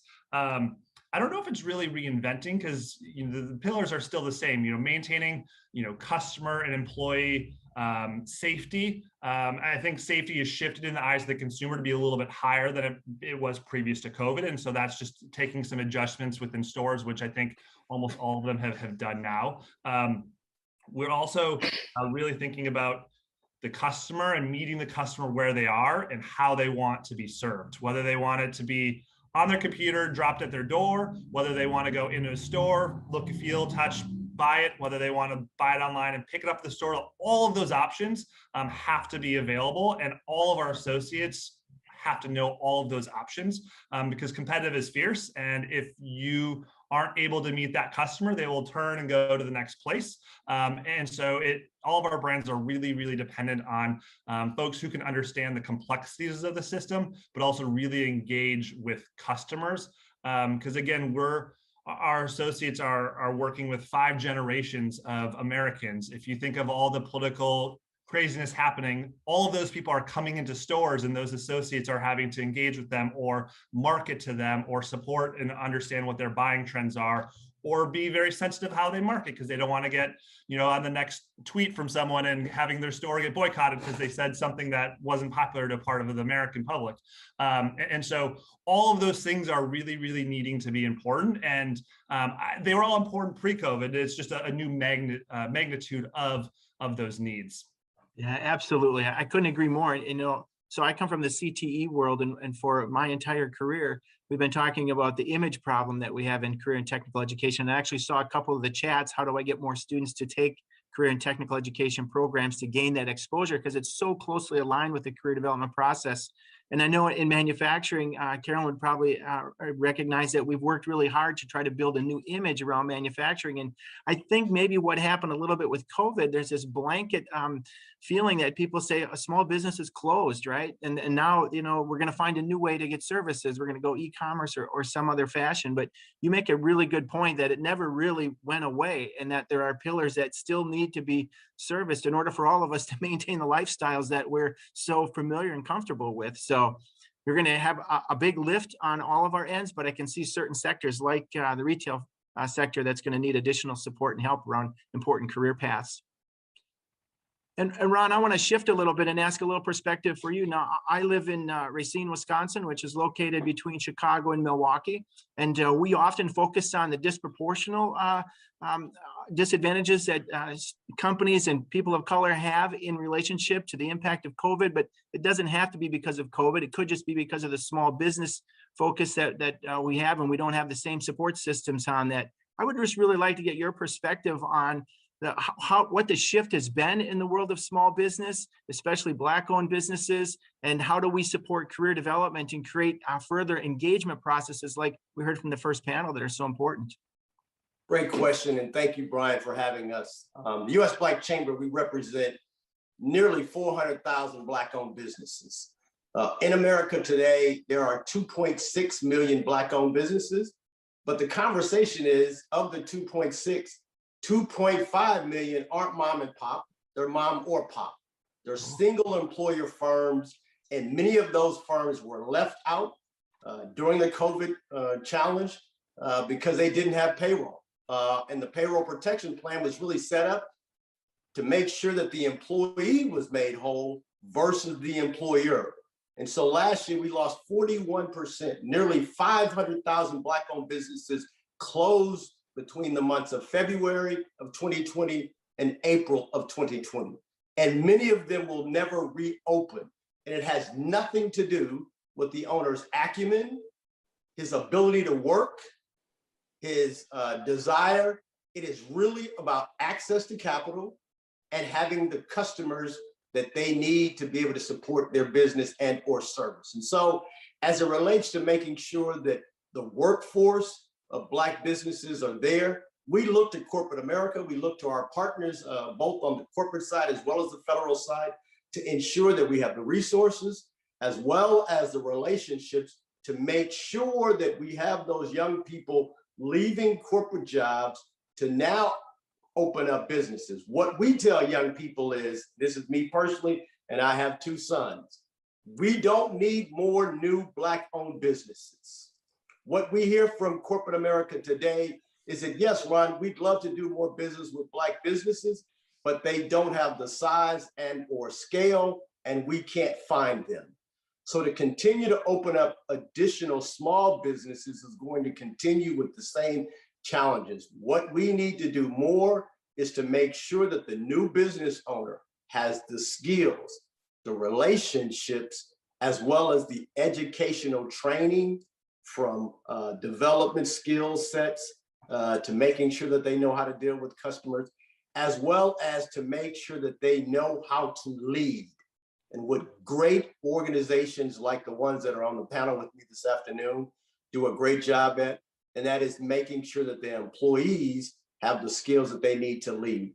Many of the U.S. Black Chamber members across the country are looking to make sure that our employees have the skill set as well as the relationships, and a lot of that is going to come from continuing business development and partnerships around the country. You speak on some really important topics, and I think it helps to demonstrate sort of the intricacies of all of the relationships, whether it's what we do in the K-12 area, trying to help students make informed decisions, the support for academic success, as well as career success, the transition and the pathway initiatives from the challenges that we face in the workforce, whether it's upskilling an existing workforce or bringing new talent into it. And I think you've opened up some really big doors there for some partnerships for each of us on the call today to start thinking about where are those small businesses, large businesses, Black-owned minority businesses, and how do we establish partnerships with them in order to expose our students to the types of skills that you're talking about. I know at our college at Gateway, we primarily provide occupational skill training aligned to industry credentials.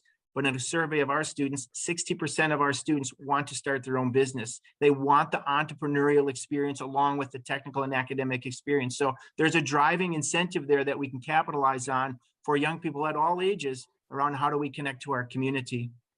You know, and I'm going to ask Sam Bottum to comment on this one, because I know, Sam, that Snap-on's a global brand specifically to the tool industry.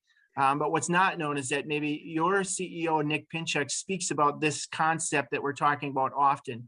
He's been quoted as saying that the American dream has not gone away, but the level of global competitiveness has increased. Therefore, we must invest even more in technical education.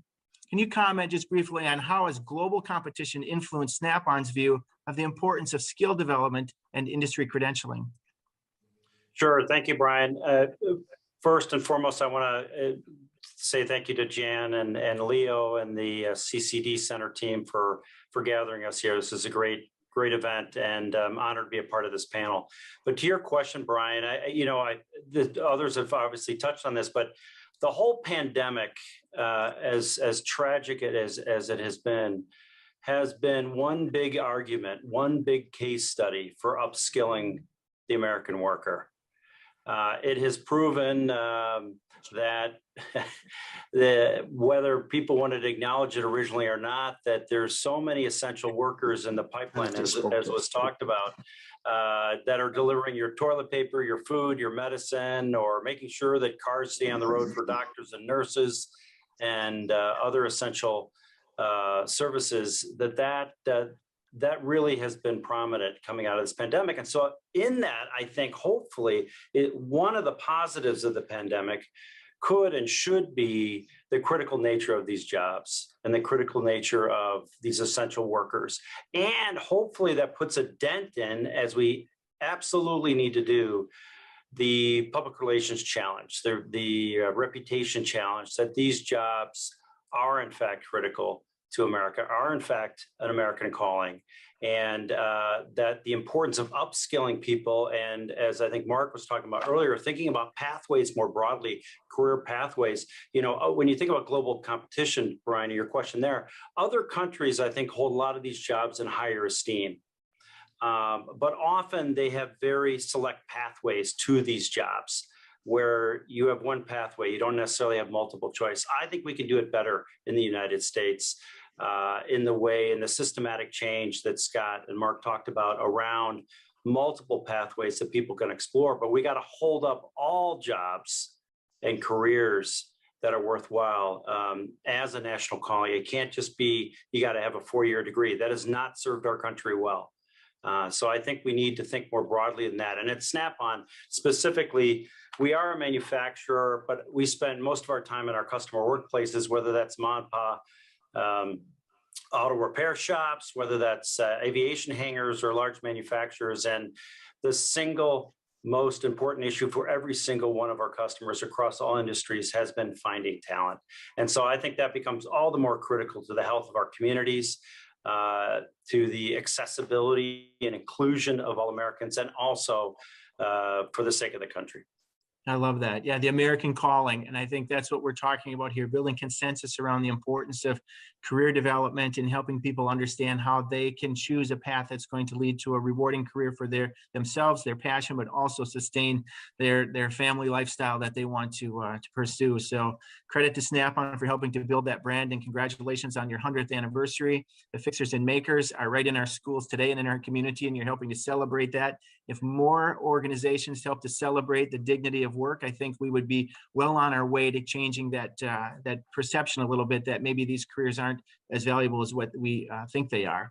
And Allison, I know that you're probably facing the same thing, and I wanted to share with you a little bit some of the similarities that we're hearing across our industry sectors here, that there's certainly a skilled worker shortage. We hear that a lot, that there is a new set of skills in order to upskill the incumbent worker in order to stay competitive on a local or a global area. And Microsoft has been invested in this space for a very long time, and you already have identified industry credentialing, and you're very well known for your upskilling of your talent.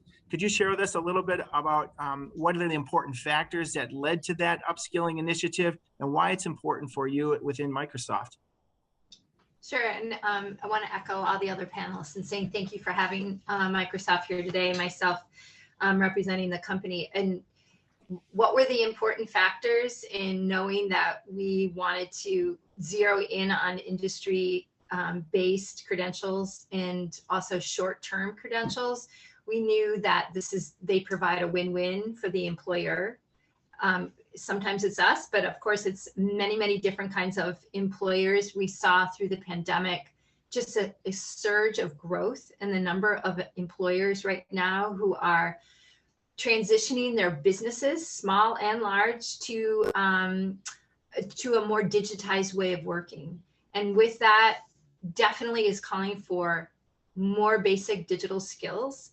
And so having a common language to discuss what are the needs with basic digital skills, and then, you know, what is in demand in terms of the other types of jobs that are growing as well. I mean, in data science, in cybersecurity, these are just general IT professionals, and the demand for that general IT professionals continues to grow. Infrastructure positions continue to grow and how they relate back to digital technologies. And so we want to have industry recognized credentials out there, and we are committed to it, like you said, Bryan. And in addition to that, we've learned that short-term credentials are really important. So we launched last June an effort called the Global Skills Initiative. And basically what we did is we took our LinkedIn learning courses, which are about 600 different courses, is just the subset, and we tied them and we organized them by in-demand categories, so 10 different categories, 6 of which are general, like customer service pathway, a digital marketing kind of pathway, so program management pathway. So some are just really broad in general, and some are very specific, like data science.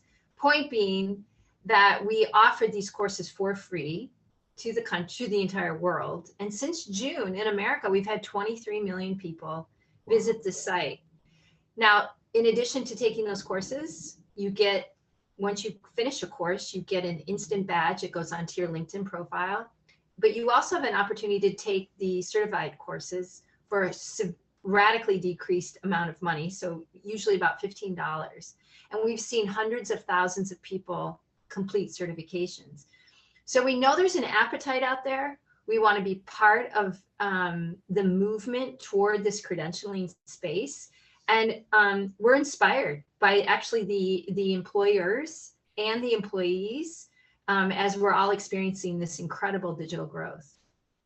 Yeah, so I'm sitting on the edge of my chair because I represent an educational institution. I'm listening to 23 million people going online, looking at your credentialing sites, and I'm nervous about what's the future of education. But it is so important that we talk about these issues because digital literacy, we've all learned it. We've experienced it over the last year and a half, right? That this is something we are all going to have to get better at and become more comfortable with in both our personal lives and our work lives.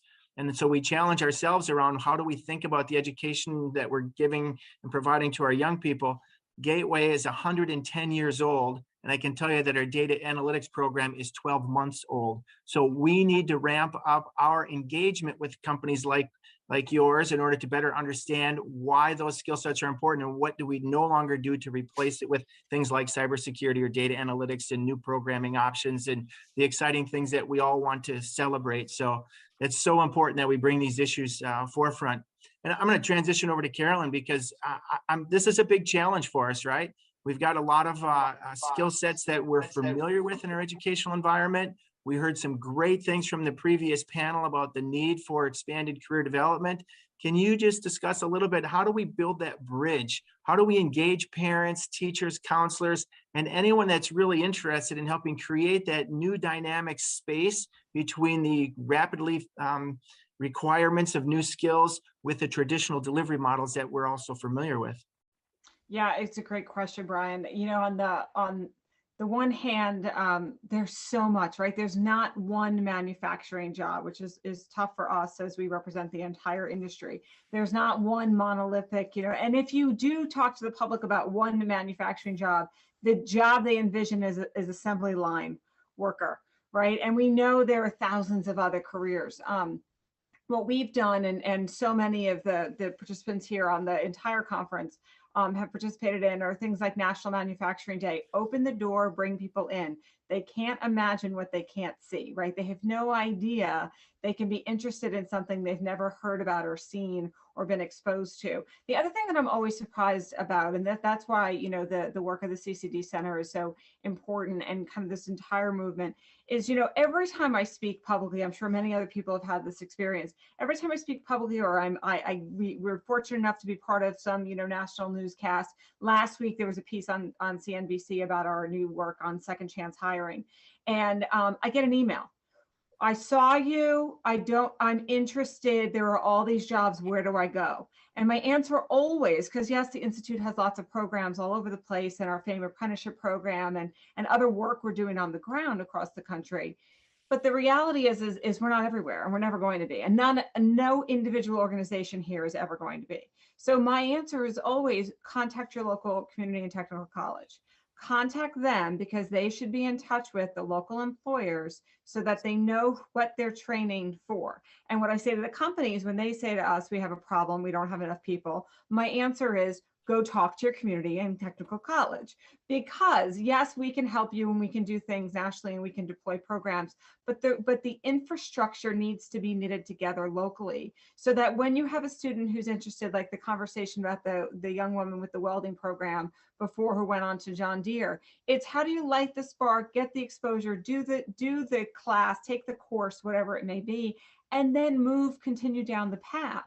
And so, you know, for all the Microsoft certifications, which are tremendous, and Microsoft is a great partner for us as well. The reality is we need data analysts and cybersecurity and all of that, you know, the tech stuff in manufacturing too. It's no longer, you know, a big burly guy just lifting up a bar and sticking it in the back of a machine. It's all technology. So we have to really think holistically, and we need to think locally at the same time, and we need to partner and bring the parents and the teachers in. You know, many of you who know me well have heard the story. You know, my dad and my grandfather were in manufacturing, and they'll say to me, you know, and my dad, who's retired now, will say, you know, there was the day we could just hang the sign and people would come. We've moved past that. We are no longer able to just hang the sign and have people come. We need to talk about the industry, talk about the opportunity, and we are getting better. And as Sam said before, you know, if there's any silver lining, I hate to say a silver lining for COVID, but the reality is COVID has brought the importance of manufacturing, has brought the importance of work and workers to the forefront in a way that I don't think anything has in a generation since World War II. And, you know, the importance of manufacturing, from the toilet paper and the meat shortages of last year to the PPE and the vaccines that are going to allow us to reopen the world and resume some semblance of life, and all of the technology and everything in between that has allowed us to continue on. And so manufacturing is more tangible, just like Adam said with the retail. We don't succeed though as a sector if we don't have people in those front lines in the stores and retail who are putting, you know, those products out there and moving the products around. So we as an economy need to really work together and kind of highlight these opportunities and reach all. We can't wait till they're a junior and senior in high school. We got to start in 4th and 5th grade. We got to bring them in and show them the opportunity, and then we've got to help them. There's just too much information for people to navigate all on their own. Yeah, absolutely. And National Manufacturing Day is such a success all across this country, and great credit to your organization's effort to help rebuild that brand and create greater awareness. And now it's up to us individually to own that, right? And to take responsibility, not just to make it a day, but make it every day, to celebrate that concept of work. And I can see Ron nodding on everything you were saying there. So Ron, I'm going to pass the baton to you. And, you know, in these careers, it doesn't have to just be manufacturing, but many careers that are not related to a 4-year degree, many parents and counselors think that maybe that might be beneath them. So what do we tell our parents and our counselors and our teachers about the value of work and the whole pathway of work? It's not just a pathway of education. There's a pathway of work that goes along with it. I tell them my story. I grew up in Oakland, graduated with honors, had the opportunity to go to college, went to a 4-year college, came out of college and spent a good 10 years in corporate America at IBM, Xerox, Exxon, and was a senior VP at Coca-Cola Fountain Sales in Dallas, Texas. And my story goes, I used to get to work every morning at 7 a.m. and wouldn't leave each evening until 7 p.m. And it wasn't because I was just this great employee. It was because I was really trying to learn the industry. And about 3 months into my career, my supervisor called me in and said, Ron, I want you to pack your bags. And I thought, oh my God, I'm getting ready to get fired. And he said, no, I want you to move into Joe's office. No disrespect to anyone on the call, but Joe was a 56-year-old white guy. I was a 27-year-old black guy. He wanted me to replace Joe, who knew his industry, knew his customers, and was very successful. That day, I decided I got to make an exit strategy because I didn't want to work another 30 years only to be replaced by someone that was willing and, more importantly, had to work the additional hours to learn what I already knew. That day, I decided I was going to leave. I ended up going back home to the same bunk bed that I had when I was in the 3rd grade to take over a family janitorial service. And my friends, as well as my coworkers, did the same thing you guys did. and they laughed at me. Conversation in my mind was I was going to double the business every year. Mind you, it was a 5-employee business. My mother, my father, my 2 sisters, and me were the 5 businesses. It was making about $150,000 in annualized revenue each year. I left a corporate job making about $150,000 a year in salary. But between the years of 1989 and 2000, I was able to grow that firm from a 5-man employee to over 1,500. We were the largest Black janitorial service in the country. Many times, young people look at careers based upon what they think is sexy, what they think is new, what they think is, this is the wave of the future. There aren't going to be that many new mousetraps created, but manufacturing, the jobs of our parents are going to be, in some cases, here today and the future. But what we can take from our corporate responsibility jobs and move that over to our entrepreneur jobs with the same passion and the same technologies that are being implemented with large corporations, that's when you have success. And those are the stories that you can tell young people about. Hey, look, it's not about the latest mousetrap. It's about creating systems that you can implement that can make you successful long-term. And I tell that story often, and it really moves young people to say, you know what?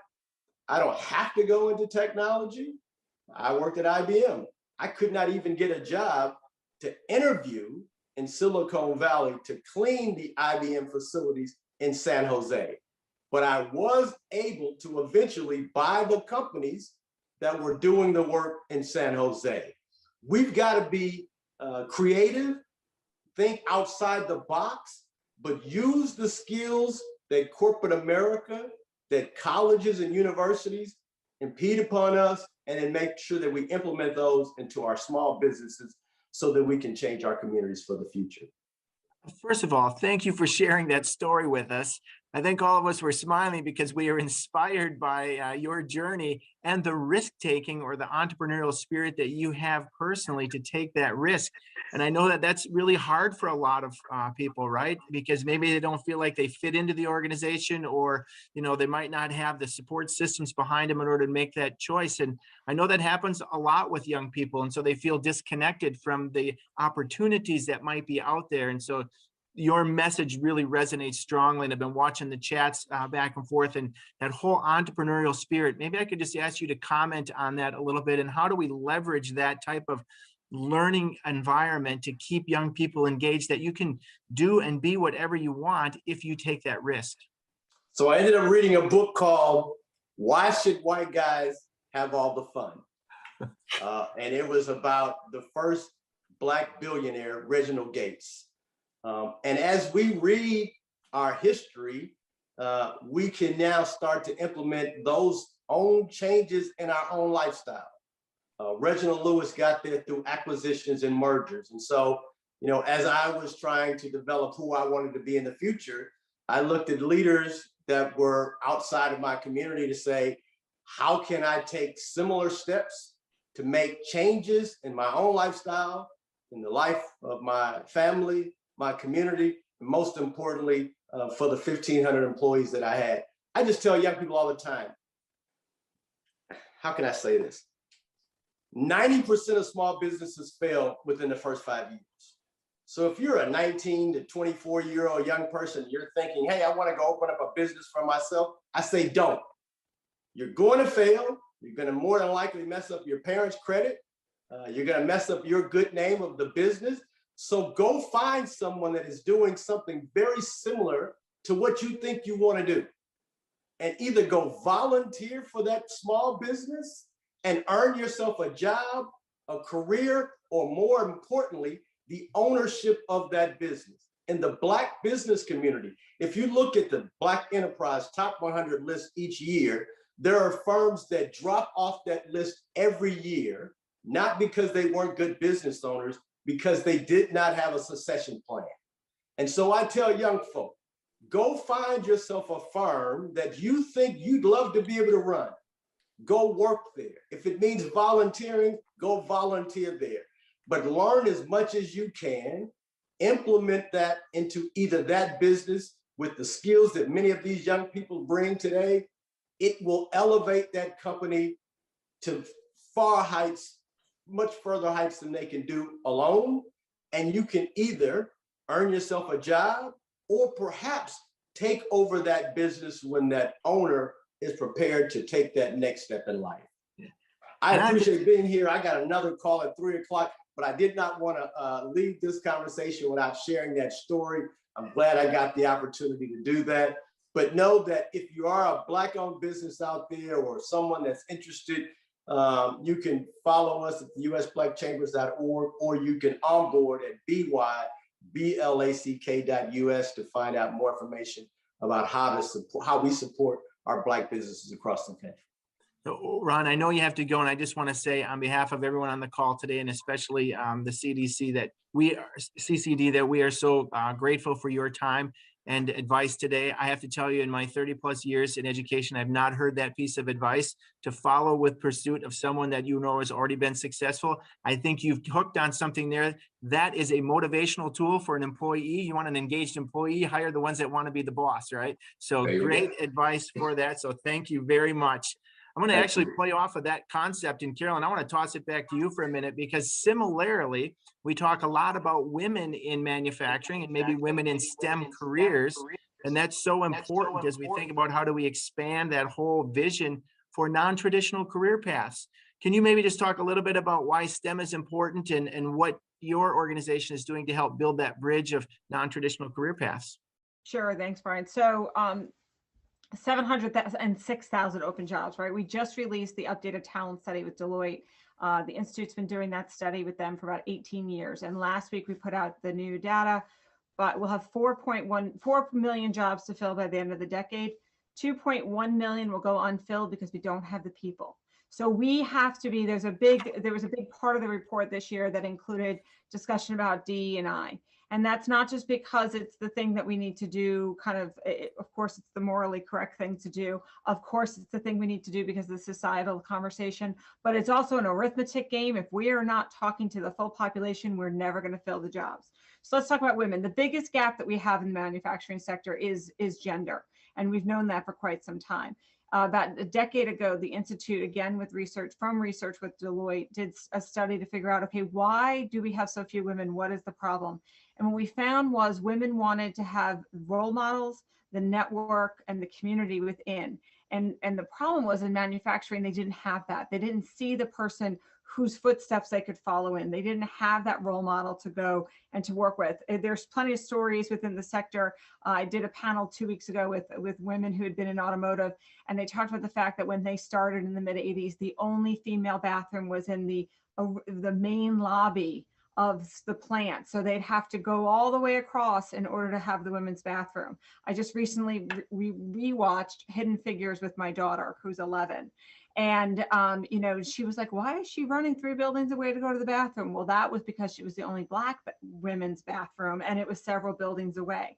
So that was in the 60s. Now we have in the 80s still the problem of there's not enough bathrooms for women. So come all the way forward. We're at 29% of the manufacturing workforce today is made up of women.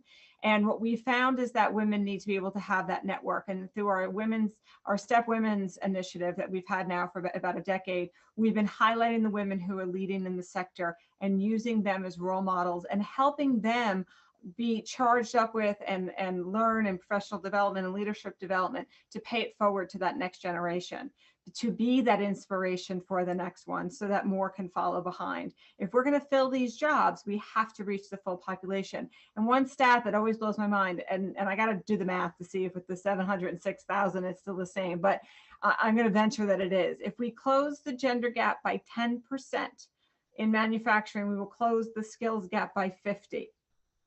Right? So we have to talk about how, right? And I remember my grandfather saying to me, manufacturing is not a job for women. Well, we've all come a long way. If my grandfather were alive, I think he would have a different opinion today. But we have to get that message out there. The welding story from before, John Deere, right? If somebody had intervened, they probably would have sent her away. And as I travel the country and I go to amazing schools like yours, Bryan, you see young women in these programs, and it's inspiring, right? And we have to highlight that model and help people see. And this is the same for all underrepresented minorities, but again, in our sector, that is the biggest gap. So I encourage people to join that movement, to participate, because, and I will also say, none of these gaps get filled if you're only talking to that population. So all of our work around women in manufacturing, we need to have men in the room, right? Because we together all have to change that. So do join in, because that's how we're going to be able to fill the skills gap. Yeah, absolutely. I'm so glad that you brought that up to the forefront, because I never heard that statistic before. If we can close the gender gap by 10%, we can close the skills gap by 50%. That's a really good mindset for all of us to think about.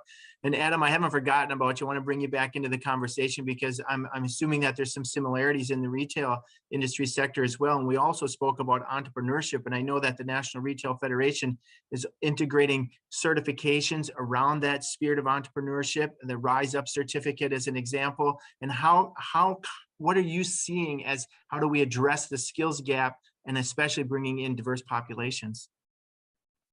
Yeah, I think, part of it is access. So Rise Up, it's a series of 3 credentials. We'll be releasing our 4th credential later this summer. So retail industry fundamentals, customer service and sales, and the business of retail operations and profit. And that 3rd one is more of that entrepreneurial one. It's like everything that it takes to run a retail business or business in general: marketing, merchandising, inventory, workplace safety, all of those things that aren't very customer focused, all of those skills. And the 4th one we'll be launching is going to be warehouse, inventory, logistics. So based on all of the warehouse, fulfillment center, and distribution centers that we hear more and more about as consumers shift more online, and as just goods are shifting more and more, and it's becoming super important to have inventory in the flash of an eye, or whatever you want to call that. So just needing to have more and more of those centers across the country.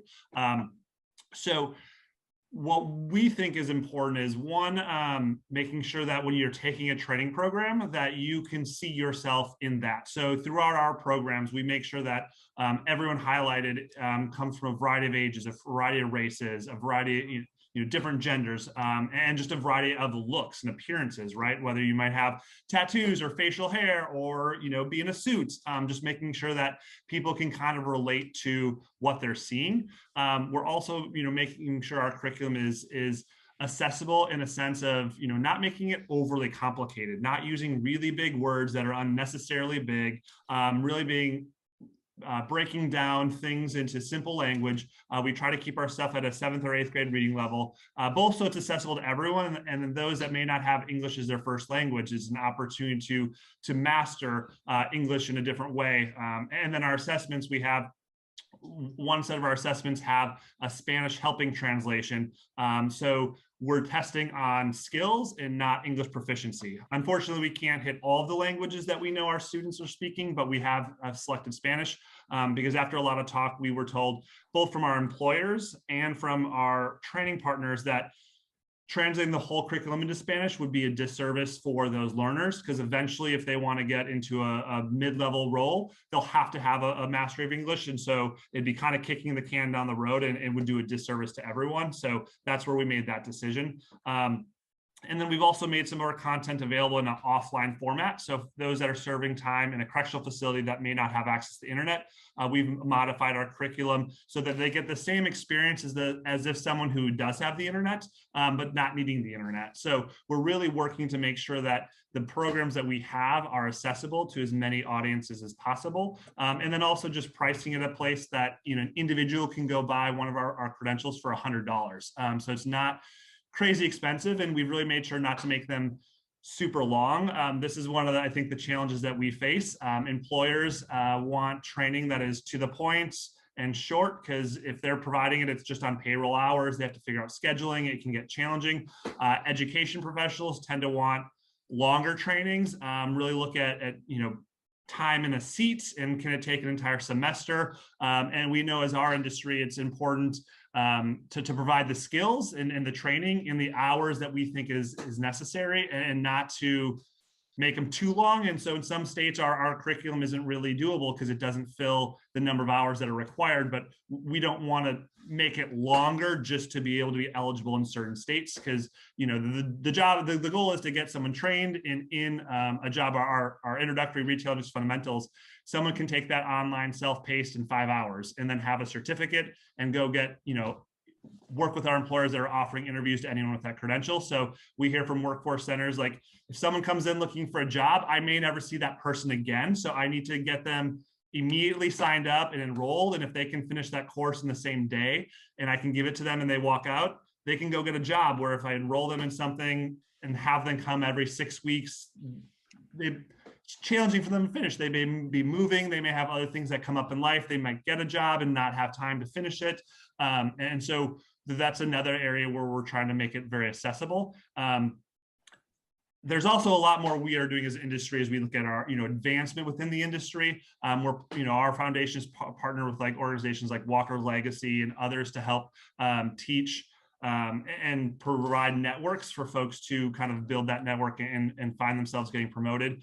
We're also doing different diversity workshops for our employers to help them understand some of those things.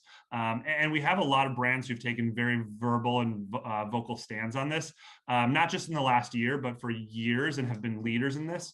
And again, it's just making sure that people know that that's out there. Yeah. Well, Adam, you hit on many topics that I think we could build into future agendas as well. Things like time to degree, right? What's the appropriate time frame? The accessibility by populations like the incarcerated, the affordability measure. How do we create access to a variety of individuals?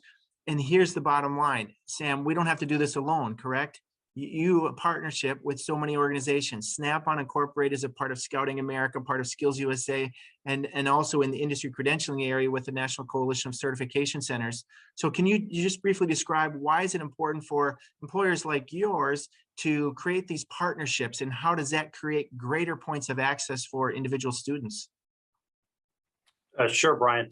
I guess in 2 words, they work. These programs are the real deal, right? These aren't Potemkin villages. I think what Carolyn was talking about, and Adam and Allison, as well as NC3 that you mentioned, these are proven programs that are working. The challenge for us, right, is that they also need to scale, and these programs do scale, but we need to scale them exponentially. And I know there's many other programs and a lot of innovation happening in the space among being driven by a lot of people in this conference. That's what excites me about what's happening going forward. I think we have the solutions in our hands. We have the substance in our hands. I think we have to act on it and drive it even further, as has been mentioned before. And the reason that collaboration is so critical to your question, Brian, is there's so much power that comes out of connecting those dots. That way education isn't operating in isolation from industry and from local government.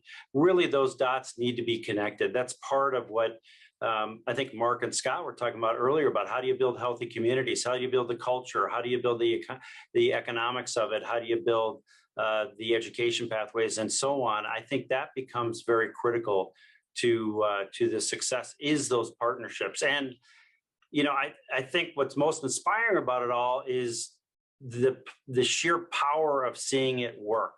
Whether you're talking about changing communities, or whether you're talking about an individual student who is connecting for the first time their individual passions with possible career paths. You know, I'm sure none of us ever get tired of witnessing that among an individual student or even an adult.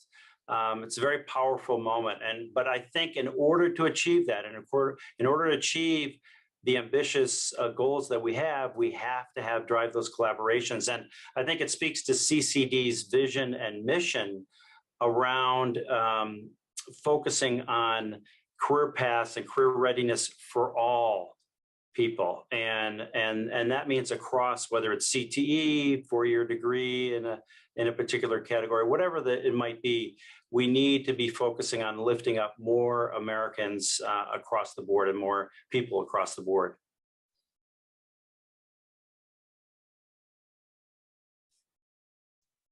Brian, you're on mute. You're on mute, All Brian. right, how's that better?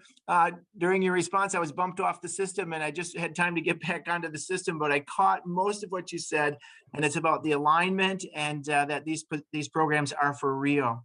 And we only have a few minutes left, but Allison, I want to ask you just this question around the concept of alignment.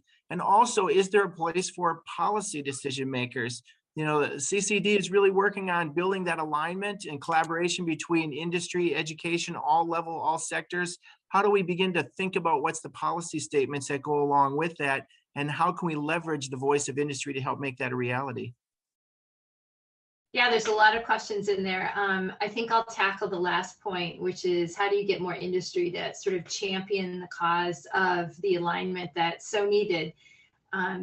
I think bringing employers into conversations like this, into your coalition, and having us be more aware. And it's not just the people who do philanthropies or government affairs, but HR folks, people who are product developing, like the whole array. And frankly, the leaders of the companies need to be more aware that coalitions like yours exist, I think.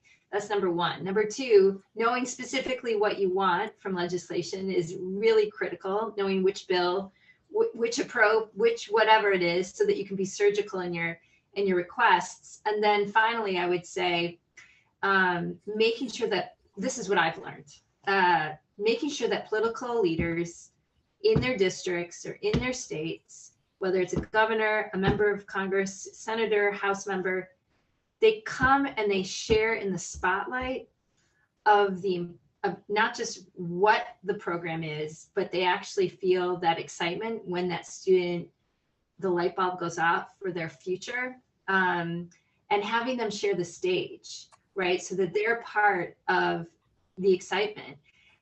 When you build a champion on sort of an emotional level, beyond just the figures, the data, the projections, and all of us have been talking a lot about these issues for a long time. What's the breakthrough, right? How do you break through? And for me, I've learned if you create advocacy opportunities across the country back in districts, I'm not saying it breaks through and passes a law every time, but it certainly helps you get further and closer to your goal.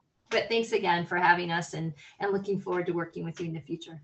Yeah, absolutely. And we're just out of time. Otherwise, I have another series of questions that I have for everyone, but we'll save those and invite everyone back to the next forum that we have here.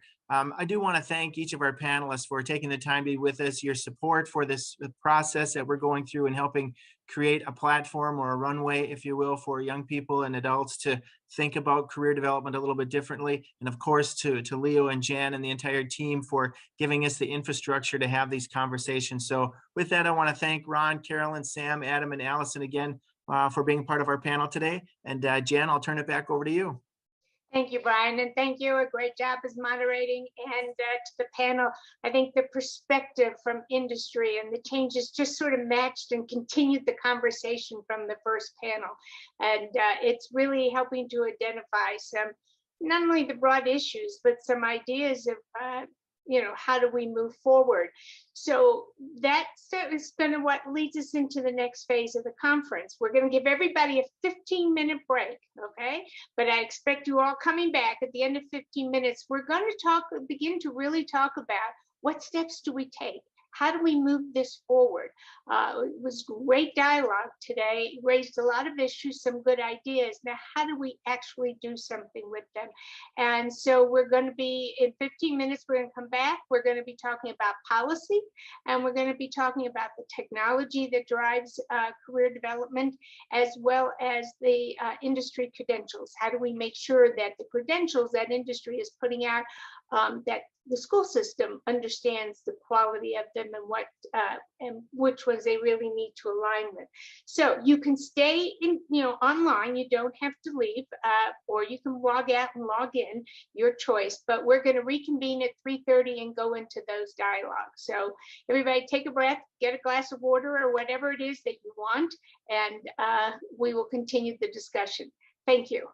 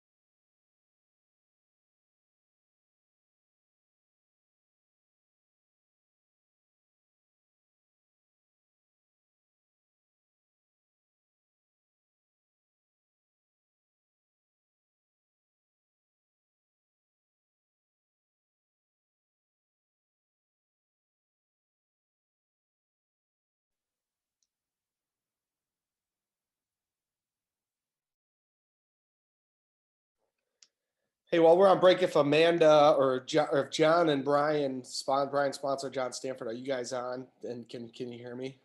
Can hear you loud and clear.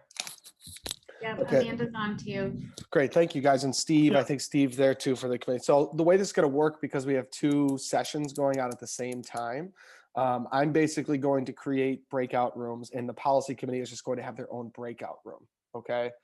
So everybody will be sent which one. So in the beginning, I'm going to introduce and say, hey, welcome back. Just so you know, there are 2 sessions. So we're going to break this down a little bit. There's going to be a policy committee session led by John Stanford. And then there's going to be a technology group that's going on. The technology group is going to have some breakout rooms as well. But right now I am going to open up all the breakout rooms. If you are looking and interested and want to participate and be a part of the policy committee, join the policy committee breakout room, and then that'll be your guys' session. And then if they're on the technology, just to stay on, and then they can join the breakout rooms later. Does that make sense? Yeah, that works great for me. This is Brian. I do what Brian tells me to do. You're all very good. I appreciate it. And, of course, obviously, as we all know in this world, there's always an opportunity for things not to work. But so far, it sounds like this is the best route. So, like I said, I'll make that introduction. You guys can save your instructions till you get into that policy committee breakout room and then take it from there. And then I'll send a message, when it's close to being that hour over, just saying the breakout room's going to end soon. And that'll bring you right back to it. Okay. Thank you all.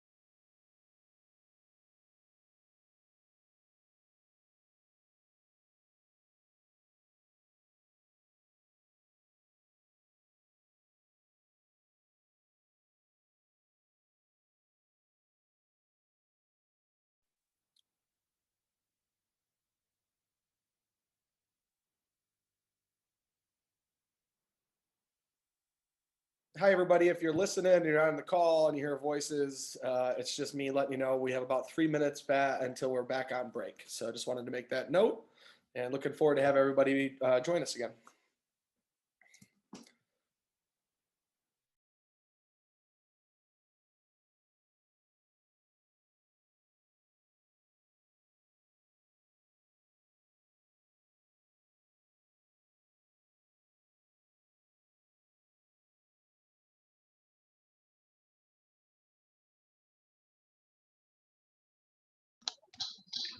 Spencer, this is Leo. Can you hear me, Spencer?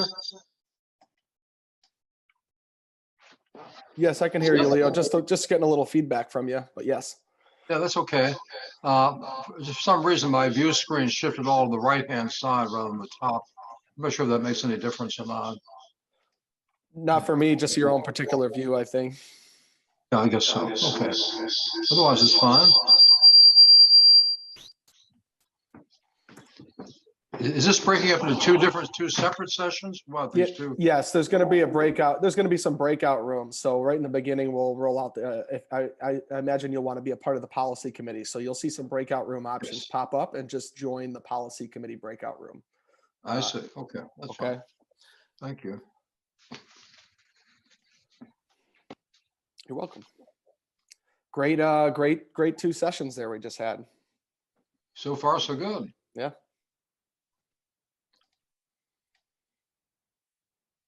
The industry panel was a real winner. That was very impressive. Yeah, it was all around great stuff, and looking forward to getting to some work here now. So.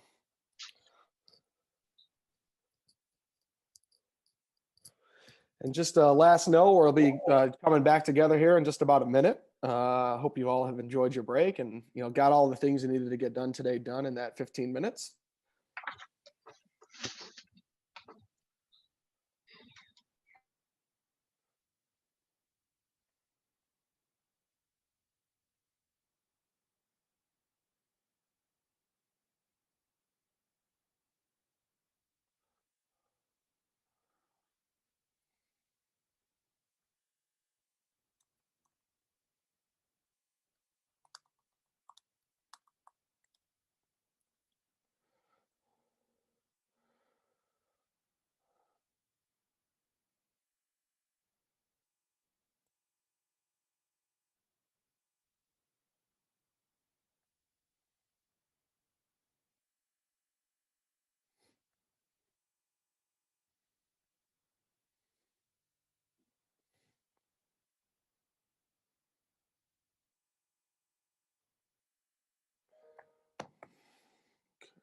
Let's see.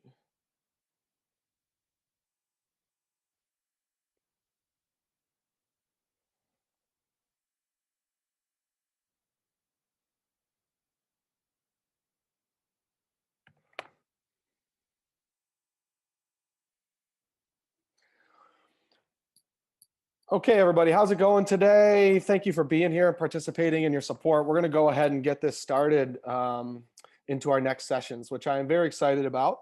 My name is Spencer Murray. I'm the Director of Partnerships for the Coalition of Career Development Center. You've probably seen a lot of the stuff going around. It's been a very exciting day. We always appreciate your patience and understanding through these virtual conferences. And today I've had my computer froze, my mouse freeze, other things freeze, sign out. You know how that goes on days when you're supposed to have it all together, right? So, but I appreciate you all being here. I really am so impressed and grateful for those first 2 sessions that we had. Really informative, great panelists, really just awesome flow of everything. And I learned so much from those first 2 panels. As we move forward here, one of the things that we found valuable and important for the CCD Center is to get a lot of feedback and real life data from you guys that are really the boots on the ground doing the work in the areas that we're discussing. We also didn't want to create 4 hours with just us talking at you, and we really value and appreciate your engagement and ability to talk about your success stories, talk about what's working, talk about what's not working in your area, talk about what you'd like to see, talk about just anything that you're excited about that's coming down the road. Part of what the CCD Center is really a as we talk about a think tank, but it's a hub to be a resource center for all things career readiness across the country. You know, everybody, as we all talk about those silos, and we are so busy in our jobs and every day, it's hard sometimes to go above and beyond and outside of your own little world of what you're working on. And we at the CCD Center really want to help promote and highlight all those positive things that are going around the country that all you wonderful folks are doing. So I just want to make a note, you know, we're building on our website a 50-state resources tab to include anything from work-based learning, individual learning plans, you know, SEL, any of those types of things that we can incorporate on our website. So if people think about, you know, career development in states or what's happening, people can come to our website and look at that. So I encourage you all to email me, which I will put that in the chat box. But again, what I'm going to encourage all of you guys here is really engagement. We want feedback from you. We want you guys to talk. What I do ask, if you do talk, please try to keep it precise, as we do have a certain amount of time. In this amount of time right now, we are really doing 2 sessions at once. Okay, so we have we have 4 actionable committees at the CCD Center: quality industry certifications, which you'll hear about after this; research and science, which is led by Dr. Scott Solberg and Robin Kroyer-Kubicek, which you'll hear from them tomorrow. And then we have our career development technology and career development policy committees, both which are really working right now to really uncover what it is that we can make the biggest impact without trying to boil the ocean in the beginning, but to make a difference in some of the areas that we think there are opportunities. So that's what we're counting on you guys in these sessions. So bear with me as I go through some instructions. There's going to be 4 breakout rooms. 3 are for the technology committee and 1 is for the policy committee. This is kind of a choose your own path. You remember those books as a kid? You got to choose, you know, where you want to go, things like that. This is kind of it, okay? So to start, we're going to have the policy committee breakout first. So you'll see all the breakout rooms open. Room number 4, it'll say policy committee. If you would like to participate and be a part of the policy committee discussion, join that breakout room. Okay, I'm going to open that up in just a minute. So join that room. Once we give it a minute, then anybody who would like to stay and be a part of the career development technology committee session, just stay on this call, and then we will have you join those breakout rooms in just a little bit. After we introduce some of our panelists and the chair, Todd Bloom, and so forth. So we're going to get this thing going. You know, as we all know, again, we're going to give this our best go here. So let's, I'm going to do the breakout rooms. If you're here for the policy committee, go to breakout room number 4. So this should allow you to go pick your rooms. And if you're going to the policy, pick the policy committee room.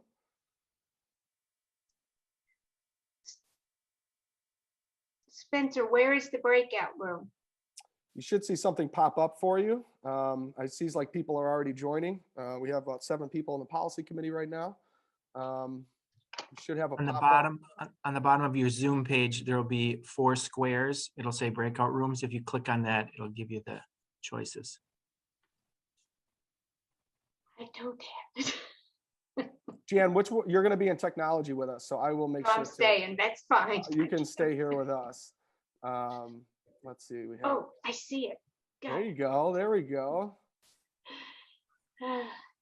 Remember to see it on the very bottom. It says chat, share screen, record, breakout rooms, reactions. And if anybody for some reason can't, just turn your mute off. Let me know. I'll be happy to assign you to a specific breakout. I do not see that as an option at all. I have participants, share screen, chat, and more. Okay. Shelley, is your screen on full view? I had mine on. I took it off of full screen view, and it wasn't on there. As soon as I went to full view, it came up. I have it on full screen. Okay. Who am I? Try opening the Zoom app. Maybe it's because I'm in Eventbrite, because that's how we had to connect in. Oh, I bet that's it. If you're in the Zoom app, yeah, that would make a difference. Yeah. Who is speaking so I can move you over? Let's see. Be careful about exiting out and trying to get on Zoom, because you were at capacity and it wouldn't let me in for like 20 minutes. Yeah, that's taken care of now. So there's no problem with that. And Spencer, that was Shelley Morgan that had that question. Okay, but Shelley, no, the you want to go to policy? is taken care of. If anybody would like to go to policy, just please go ahead and feel free to put that in the chat, and I'll move you over. So yes, to confirm for those who weren't sure and were struggling, you have to join by Zoom. not by Eventbrite. And like I said, if you want to be put into a certain thing, just put in the chat to which one you'd like to be. If you'd like to, if you go to if just for the policy, if you'd like to go to policy, you can just type the word policy for your name, and I'll move you on over.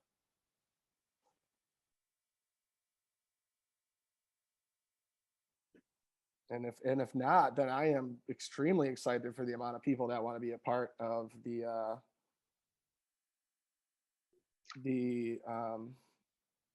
whatchamacallit, technology committee here. Yes, Annie Carr, I will move you over. There we go, sign to policy. All right, well, Spencer, while you're doing that, maybe Todd, you want to start the session? Yeah, Todd, if you want to start and then pass it to me, I'll take over from there for you. Sure. So thanks everybody for either sticking around or you couldn't find out a way to get out of here. We appreciate your participation, and we are looking forward to this discussion being a discussion versus any one of us having being on a soapbox of any sort. So this is the technology committee. I've had the pleasure of helping to facilitate along with Spencer and others a couple meetings of both technology, career development technology providers, meaning companies, some funders as well on the committee, in addition to some nonprofits, again, that focus on career development technology. And in those first two meetings, we've done a lot of exploration, I think, and ideating around what is going to be the most fruitful use of our time together. And as Spencer mentioned earlier, just boiling the ocean is not what we want to do. We want to make sure in the little time we have together as a committee, and then therefore here during this summit, is we want to make some action. We want to move forward and make some recommendations. And so we do have some breakout discussions. There's 3 rooms, and we'll get into that in a moment in terms of being able to have more interaction amongst you all. But again, my name, and I didn't even mention my name in terms of what I do. So my name, again, is Todd Bloom, and I work for the Western Governors University's WGU Labs and the WG Labs Fund. I'm the managing director and founder of that organization. So I'll pass it back to you, Spencer, and you can fill in the gaps where I missed on anything.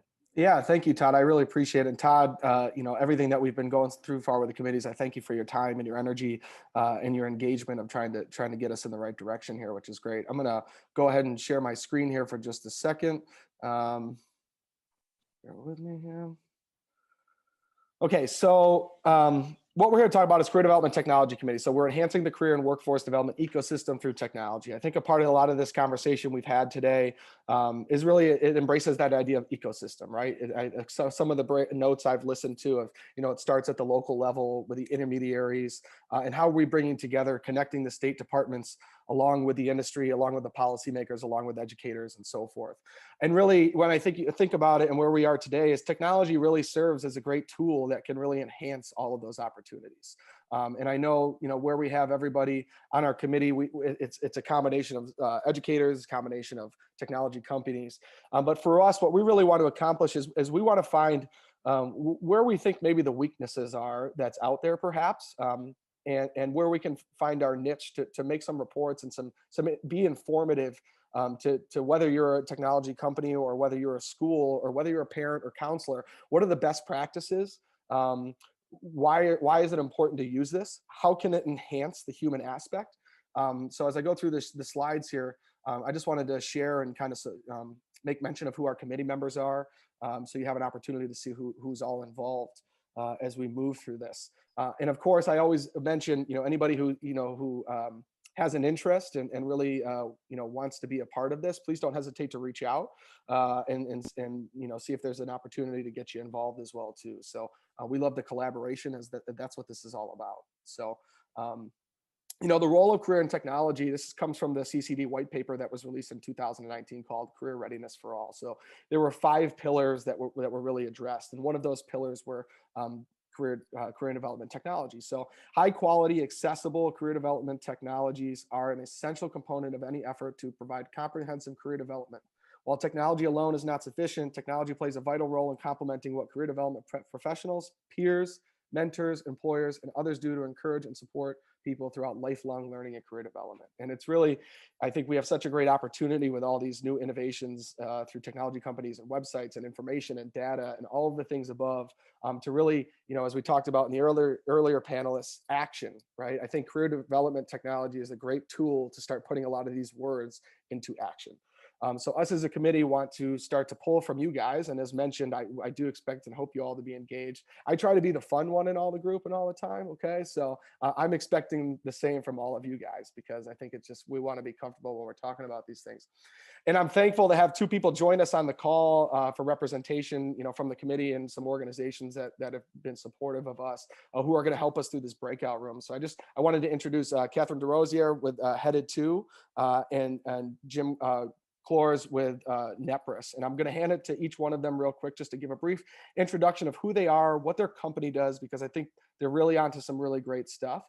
And they're going to help us lead in these breakout rooms. So Jim, I'd love to start with you. If you can just give us a couple minutes of who you are, what Nepris is, and why you're excited about career development technology and the path forward. Absolutely. Hi, everyone. My name is Jim Clore. I'm the Vice President of Sales and Marketing with Nepris. I come from a family of educators. My dad was a superintendent in Michigan. My mom was a kindergarten teacher. All my aunts and uncles were teachers. My sister's currently an educator in Virginia. And I thought I might be the one to not go into education, but next month I celebrate my 24th anniversary in educational technology. So I guess it's just part of being a part of my family is you're in education in some capacity. For those of you that don't know, Nepris is a cloud-based platform that connects teachers and their classrooms with industry professionals virtually. Now, we know that almost half of the students drop out do so because they don't see the relevance of school. And that's a problem that we're trying to solve at Nepris with school districts, states, Chamber of Commerce, and communities of practice. We have a network of over 46,000 professionals, and we connect and match what they do to what kids are learning in the classroom to help students better understand why it is they're learning what they're learning in class and how it can better prepare them for a future career. I want to tell you just a very brief story about one of these connections and why they can be so powerful. We recently had a session with the Bureau of Engraving and Printing in Washington, D.C., and they did a session on how we make money in this country using STEM principles. We had two scientists that were live, and it was really cool because we're virtual. We took kids to places that they couldn't even go on a field trip deep within the Mint. And both of these scientists that were doing the discussion were Hispanic. One was male and one was female. And at this end of the session, we get all of these great comments from teachers and students about what they thought of the presentation. And one that really stood out was a teacher outside of Houston that wrote us and said, there was a little girl in her class and she was Hispanic, and she came up to her teacher afterwards and said, I didn't know there were Hispanic scientists that made money in Washington, D.C. And she said, well, what did you think scientists in Washington, D.C. were like? And she goes, I don't know. I just pictured really old men in lab coats, but I didn't know that's something I could do. And they were doing a career day. And she changed what she said she wanted to do when she grew up to be a scientist that made money in Washington, D.C. That one conversation changed her whole perception of what she thought was available to her in the real world of work. And it can be so powerful for students when they can see professionals in their jobs that look and sound like them. And that's whether it's a teacher that brings maybe an architect into a math class because maybe the students are rolling their eyes at the teacher saying, why do we have to learn linear equations and ordered pairs? Or maybe it's bringing a soil scientist in to speak to a science class, or a Broadway performer talking to a bunch of students that are about to do a presentation of Beauty and the Beast to discuss performance tips or setting their lights for the stage. We help facilitate these conversations and help expose students to careers, not only in their own region, but all over the country. And I'm looking forward to seeing many of you in my session, which is, I believe, session number 1, where we'll talk about what are the things that you consider when you're selecting a career development technology, and do you have a plan as far as your district or region or state for selecting programs like this? So looking forward to meeting all of you. Thank you, Jim. I appreciate it. And the work you guys do at NEPRIS is really great. And the community work and the way that you work in those small intermediaries is fantastic. Catherine, I'm going to pass this to you. If you could give us a similar, background of who you are, what your job title is, what your company is, and just, what you're excited about for career development technology before we head off into these breakout rooms. Great. Thank you, Spencer, and thank you for the opportunity to facilitate a breakout group today. Again, my name is Catherine DeRozier. I'm the Executive Vice President with Headed To, and my background is in workforce development. So for 20 years, I worked in the governor's office in the Commonwealth of Virginia, and really my role was to help reorient policy work around workforce development. I came up with a term called the edge economy, and that's the positioning of education for economic development. And I became aware of the work that Headed To does in providing a career management software platform. That seems to me to be that linchpin and in the practical application of the edge economy, that if you can teach individuals to manage and plan for their careers, then they understand what they need to learn in order to be economically self-sufficient. So that's really kind of the backdrop to what Headed To does. Is our goal is to democratize career planning for all, that everybody in the United States ought to have equitable access to a career management platform that supports lifelong learning. So we do provide resources within our platform that begin in early elementary, support students all through high school, post-secondary, and then also lifelong learning and career transitions as an adult.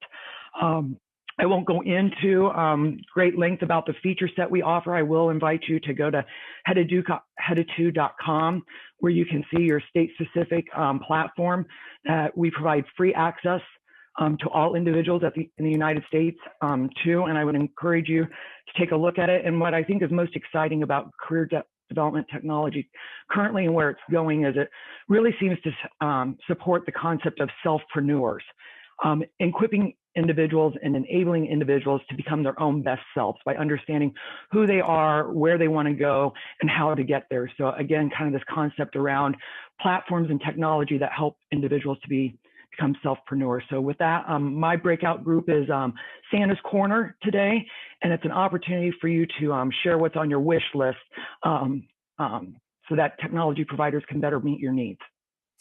Thank you, Catherine. I appreciate it. And I appreciate your guys' introductions. And now it's time that we really want to start to get to some work. Okay. So I'm going to just go through real quick on my slide. So through the CCD Center, there was, through the pillars, there were some recommended solutions for career development technology that we can move forward through. So it's to find a baseline level of technology that all students, teachers, and educated career development advisors need, provide adequate funding, ensure equitable access, encourage cutting-edge technologies, and expand research on the impact of career development technology.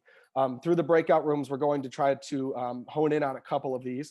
We chose not to really talk about provide adequate funding today because we all know we all need more money and we all need it now, right? That's how that goes.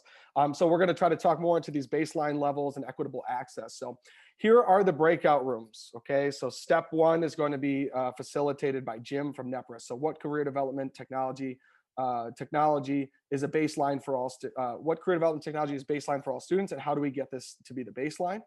Room two is going to be Santa's Corner, which is kind of like, what, where, and who are implementing successfully. I know there's many of you that work in many of states right now that are doing a really great job with technology. Please don't hesitate to boast and shout out what it is that's working great. And if you're a state that's having maybe some difficulties, don't hesitate to reach out to those individuals and find out what's working successfully. Again, this is really about sharing resources and having a good in-depth conversation. And the last, which will be facilitated by Jan Bray, thankfully, we have data are king. So how might we use career development data to drive student career results? And I know the big thing that we talk about a lot is return on investment, which is such an important piece to this puzzle.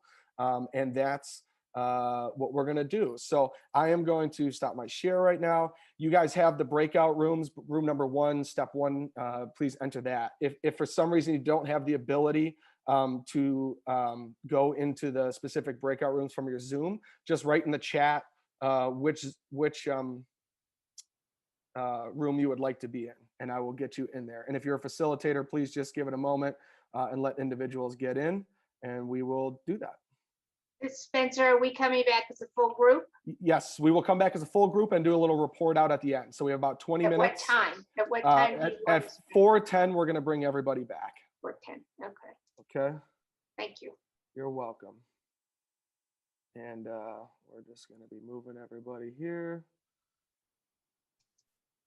Jan Bray, 1, 2, 3.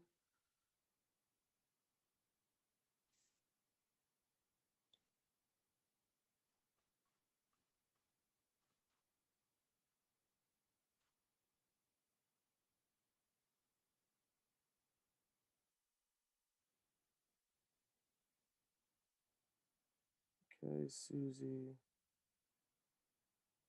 3, Diana Peterson, room 3. Thank you all for putting in the chat so I can get you all where you need to be. Let's see, who did I miss? Diana, room 3.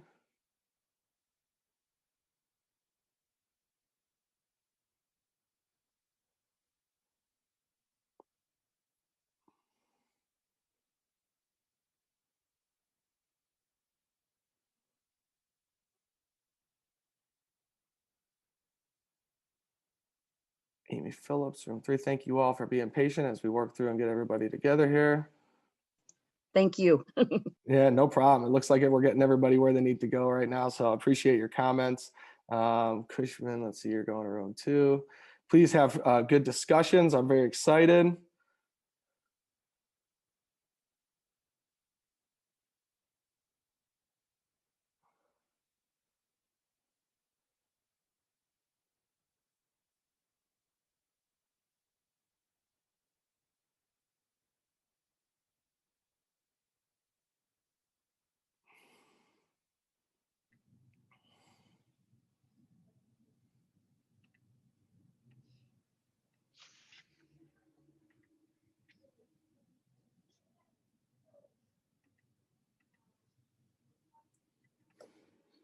And if I missed anybody, please go ahead and put which room you'd like to go into, or if you just would like to put in a random one, I can do that as well.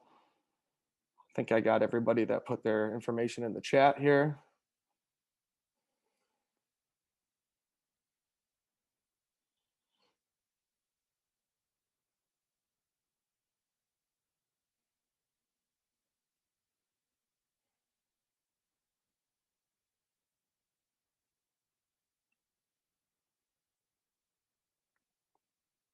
Got it, Dave. Thank you, Dave.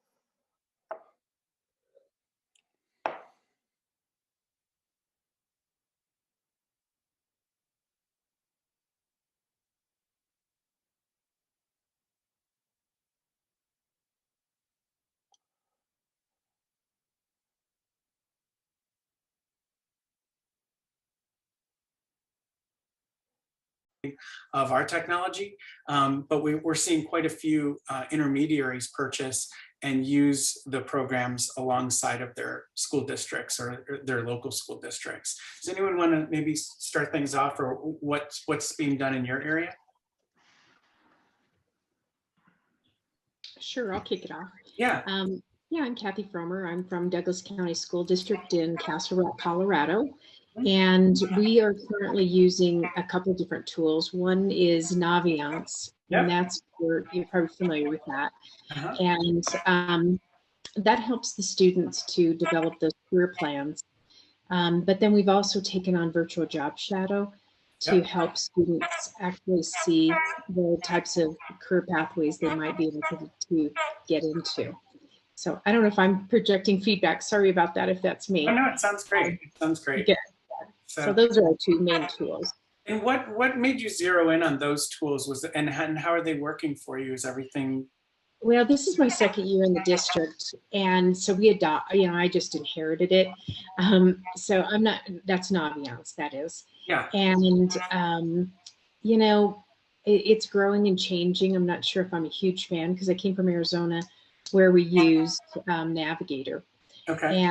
And so I saw some benefits of that and some benefits of Naviance as well. So, but as far as virtual job shadow, that came about as a result of COVID and the district putting a suspension on all internships and credit for work experience type opportunities for students. So we thought that we should pull something in where kids could explore and kind of spend the day in the life of a whatever, via virtual.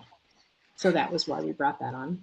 And that's one of the things that I see quite a bit. Are there are more than one piece of technology to help kids with career, and it sounds like you're using two different programs. We see that quite a bit. Whether it's we see Zello being used alongside of NEPRES, or DECA classes are using other tools to get the programs to the students. Do you feel like there's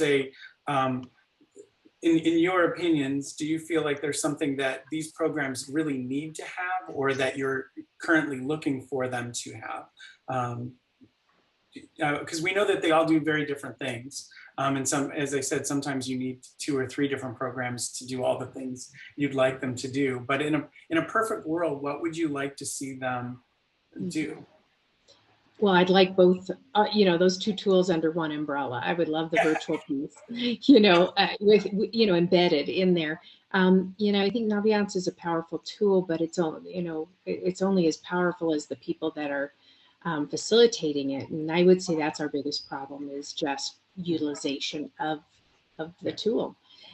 Getting people to see the importance of the data that's collected from it and how it can be used to drive decisions in the district. But yeah, I would say that's the main thing, is just getting it all under one umbrella, and then also communicating out the use of the tool.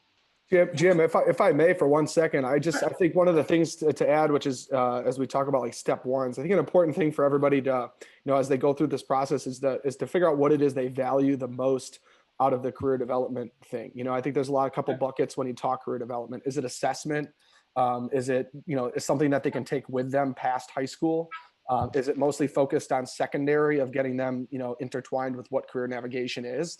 Or is it also, because you really need the data for your state, and it's a really good opportunity for it. So I think as you go into this process, those are all things that you should consider, because of course, like Jim said, and like you're saying, there are different technologies out there that do different things. So I think to spend the time and figure it out, kind of what each one does, and also be open to conversations with those technology companies to say, hey, how can we collaborate with someone else? Or if you don't offer this, is there another company that you suggest that can cover that one particular spot?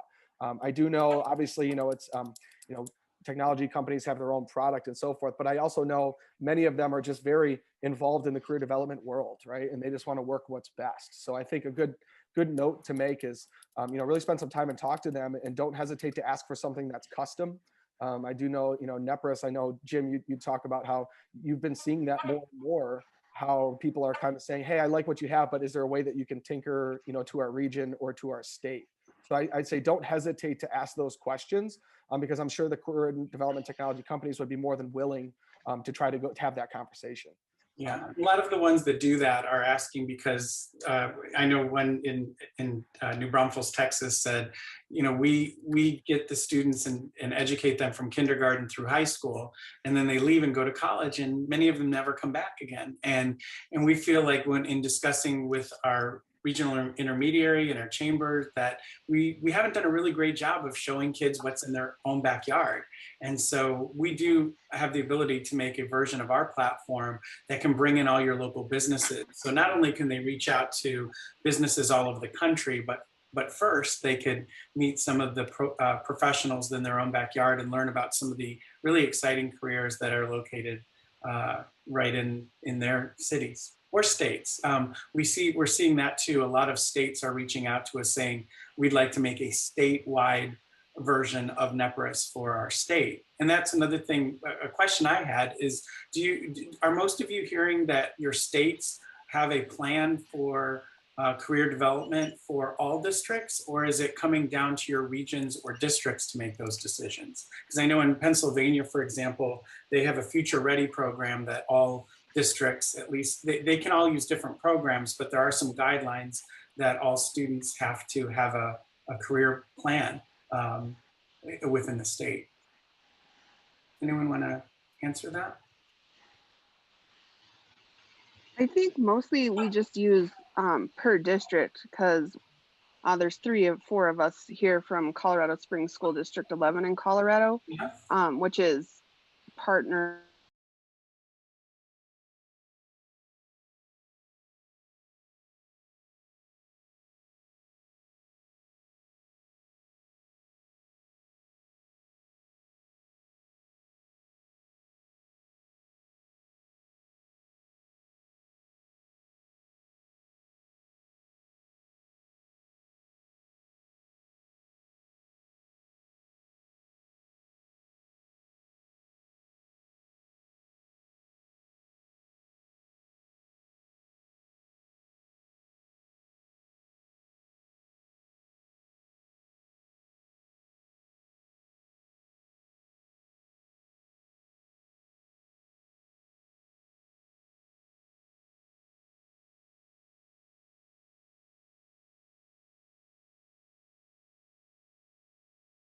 But major clarity is the system that we have statewide.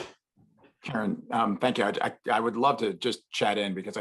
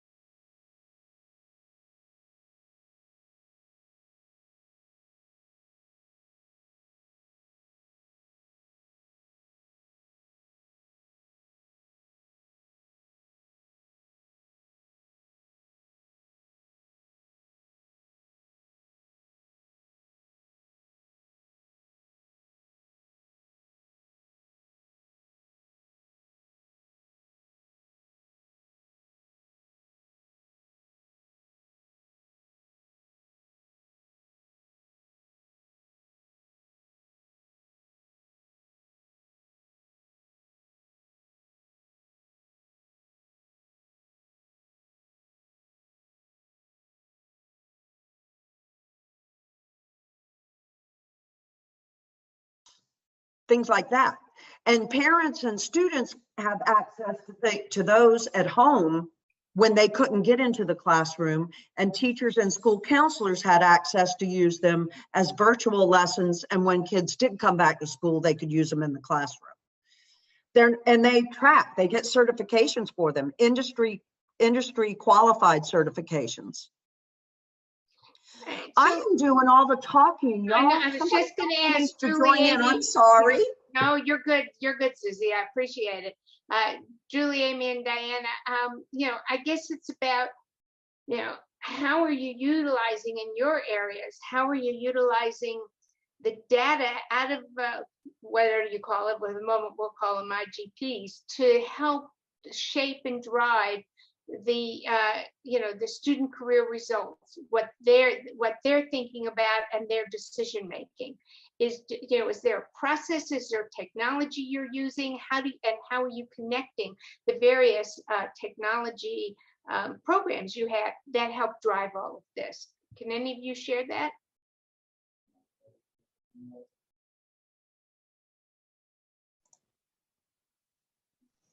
All right, Amy's coming off mute. Yeah. If you wait long enough, somebody will start talking. I just figured if you'd want to see and talk about COVID hair, Susie, I got you beat. So I'm wearing the headband. So I just wanted to kind of dovetail with what Susie was saying in terms of the data with the employability skills. Now, I'm probably looking at from a tunnel. I work in the youth apprenticeship program for Wisconsin, and we connect with our Wisconsin Department of Public Instruction. And we are we share a lot of information, and we look at their employability skills and we utilize that. Like right now, we are in the midst of, we're calling it modernizing all of our youth apprenticeship programs and the competencies. So we have we've taken the employability skills and we're mimicking and using the same one that DPI is.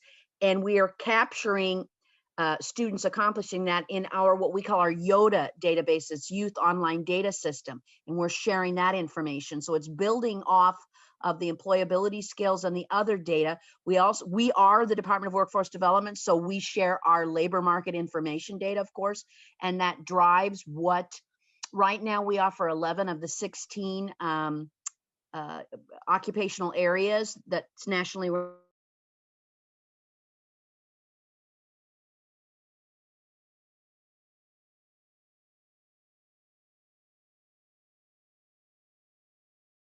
People talk a lot about careers, in their communities, and that's fine. Like nothing should be off the table, but there's a big world out there. And if you have in schools, you have the same insurance per parent come in every year and the same policeman and the same fireman and oh my gosh. And, my kids have gone off and had really different careers.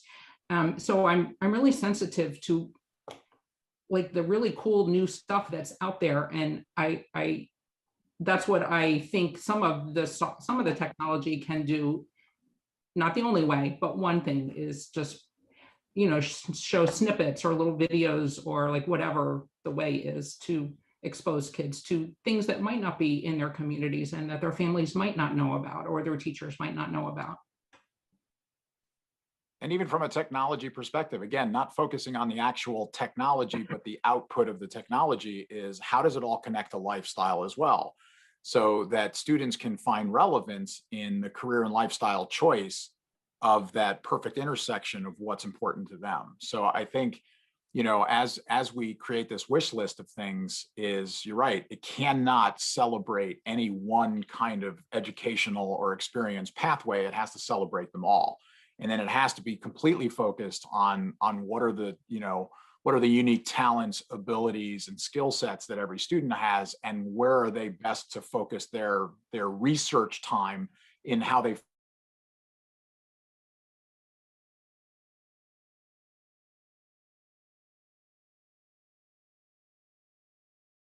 opening and accessing email and then responding quickly and things along those lines. So I don't know if other people experienced that, but it seemed like it was just more of a challenge. I didn't pick up the phone ever because I knew I would get a busy signal or nobody answering on the other end. I would just go ahead and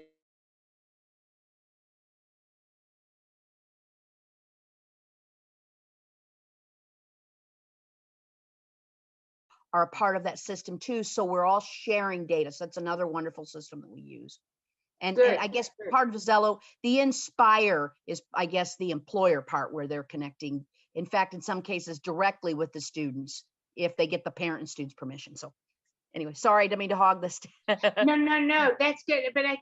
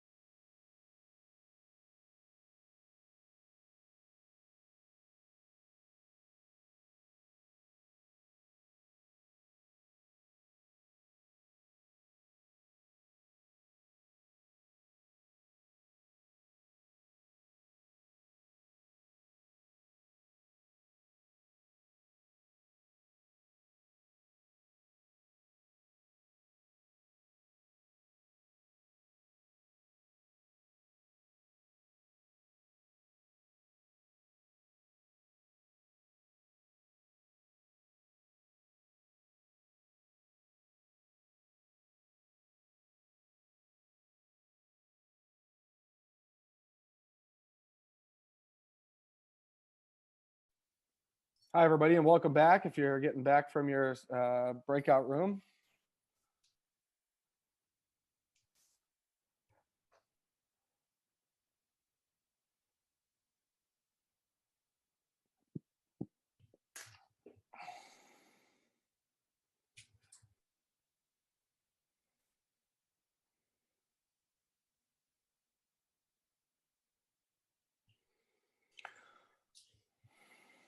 Jim, how'd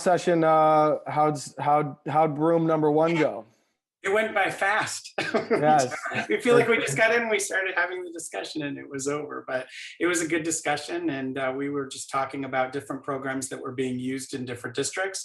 It doesn't sound like it sounds like a lot of that all states are handling bringing technology to students differently. Some are doing it from a statewide level. Like I was explaining, we're seeing more and more of that at NEPRIS, where states are calling us, asking to make large purchases for schools across a state or a region and county. But many of the people that talked in our meeting were saying that that's still being done at a district level. And it's a wide variety of different programs that are being used right now. And of course, all of them have to have a virtual component due to COVID and the challenges that are being faced right now due to COVID, whether they be just introducing students to various professionals, or if we're doing things like project evaluations and capstone projects. But we're gonna get back to that in just a minute. We're just waiting for Jan and her group to come back, and then we're gonna do a little report back. I know in these sessions we always wish we have a lot more time, but I do appreciate the engagement and the information that you guys have given so far. I did stop into each breakout room to check in, and it seemed like a discussion. Seems like let's see. I think we got pretty much everybody back from the breakout rooms for technology. So again, I want to thank you all for kind of going into those rooms and getting into a little bit more interactive sessions to really talk about some of the issues. So I'm going to ask each moderator, facilitator of the breakout rooms to just give really a brief kind of 2 to 3 minute report back of what kind of the topic of discussion was and what were some of the key elements that you pulled out. And then when any other time remaining, we'll certainly open it up for any other questions or comments. So Jim, I know you just started. If you just, since it's probably fresh in your brain, just real quick, just give me a 2 minute or 2 to 3 minute just report back onto what you guys were discussing. Well, I think we learned that, again, all states and regions are doing things a little bit differently. We have some states that are making purchases for the entire state. Some regions are making purchase for the region. It seemed like the people that talked in with our breakout, it mostly was being handled by the district level, and there were different programs that were being used. It wasn't one piece of technology that was being used, but in many cases it was 2 or 3 different programs that were being used to deliver career resources to students. And again, one of the things that I mentioned in our breakout was that we're seeing more and more districts moving down to elementary grade levels with the technology, not just because of COVID, but a lot of districts feel that in order to get students on the right path, they have to do a better job of introducing careers to students at an earlier age so that they're able to take the right classes when they get to middle and high school and put them on the path to get the job that they would like. Yeah, and I think that talks to a lot about, how the idea of putting it to action, right? And it's that idea of just expanding our touch with career development technology so it becomes more fluid from an early age and really sparks that conversation and thought at the youth. And it gets them involved and in tune to what programs there are and how they're using. So I know that's something to think about and consider as people look forward and organizations look forward, as how far can they go and what are the benefits of it from starting it earlier rather than waiting till later, if that makes sense. So I appreciate your feedback on that. Catherine, if you wanted to give a brief report back on, it sounded like you guys were having some really great discussion in the breakout room. And I would love to hear, kind of where you guys were headed. Yeah, thank you. And it was great discussion. And of course, it was true that once we really got started going, we need to come back. So I wish we would have had a little bit more time. I know. But The participants talked about there are states that use kind of a homegrown technology platforms, and then there are other states that use vendors and have used multiple vendors over the years.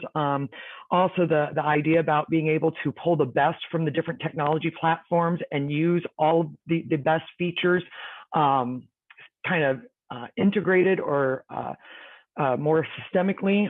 There's also conversation about once around, are we aware of any of the technology systems that provide assessments other than those that are the Hollins-based or ONET-based assessments as part of the exploration process? Also, making sure that the technology platforms kind of present all career opportunities, whether it's pursuing a pathway that is getting an industry credential and some short-term training, or a four-year pathway, that they're all kind of first-class citizens, so to speak, as far as options in the system and how they're handled and encouraged for the student. And then I would invite Mark Perna, if he's still on. He had some excellent comments about kind of linking back to some of his earlier comments at the start of the conference about the output from the technology and how it connects with lifestyles and highlighting a student's uniqueness. And so I would invite Mark to kind of summarize some, because I think that really resonated with the breakout group as well. Well, thanks, Catherine, for putting me on the spot. I appreciate that. What I was saying is I wanted to make sure, as we talk about technology, that the power is that there's great technology out there. There clearly is. And I think the point I was trying to drive was that there are great companies. And as I travel around the country, I hear people who advocate for all of them. So, whether it's Zello or Major Clarity or, any of the Naviance, whatever the systems are, there are people who are tremendous fans of all of it. I think the key to the technology is that there can't be one big system used across the country. So I think as a technology group, I think the power comes in, what do we want the technology to give us? And then all of these companies can create and develop that in their systems and go out and get them integrated within all of these districts. And so I think sometimes we focus on the technology, and what we really should be focused on is the outcome.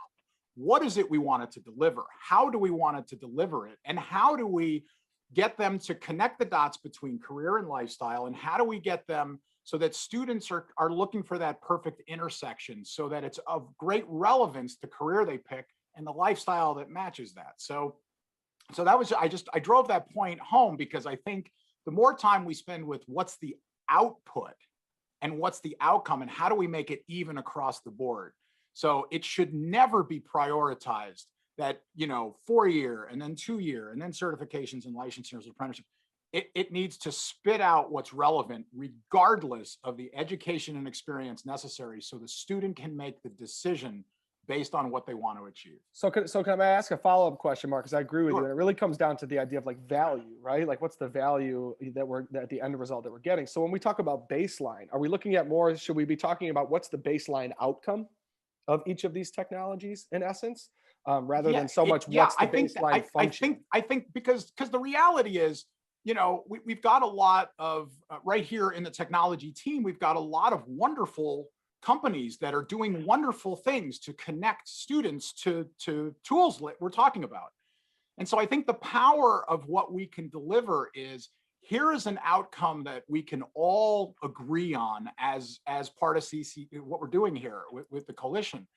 This is the kind of outcome it should be. Bang, bang, bang, bang, bang. And then empowering companies to create and output something that can be used universally across the country, because some of them will have greater technology abilities, but I'm not a technology expert. I think we have very few, unless you're already working at a company that's doing technology. I don't know, I can't tell you that the technology should be X, Y, and Z, but I can tell you what I think it should do. Mm-hmm. And the technology has to be able to put them on a page where it's simple, it's easy, and it drives the ability to connect the dots to an outcome that then helps them determine not only, after the exploration, then where do they go? What's it going to cost? Will they need to borrow money? How much will that run them? How do they create a plan that's necessary to take them to the next step? I think that's the power of the technology ability here, is what's the outcome? What's the tangible work that you can touch for a middle schooler and a high schooler? No, and I think you're exactly right, because at the end of the day, like we're talking about, is that whole idea of action and actually putting it to work, right? And bringing it to life. And technology, I think, as we talked about, can be that, we just need to be that extra little push to bring it all to life, and take a lot of these ideas and bring it together. So Jan, as we get closer towards the end here, to tie it into your session, which kind of focused on the data, where does that also tie into the outcome? Because I know that data through the technology is a piece that states and districts can use going forward to start kind of, in my ideas, put some of that proof in the pudding to where some of this is working.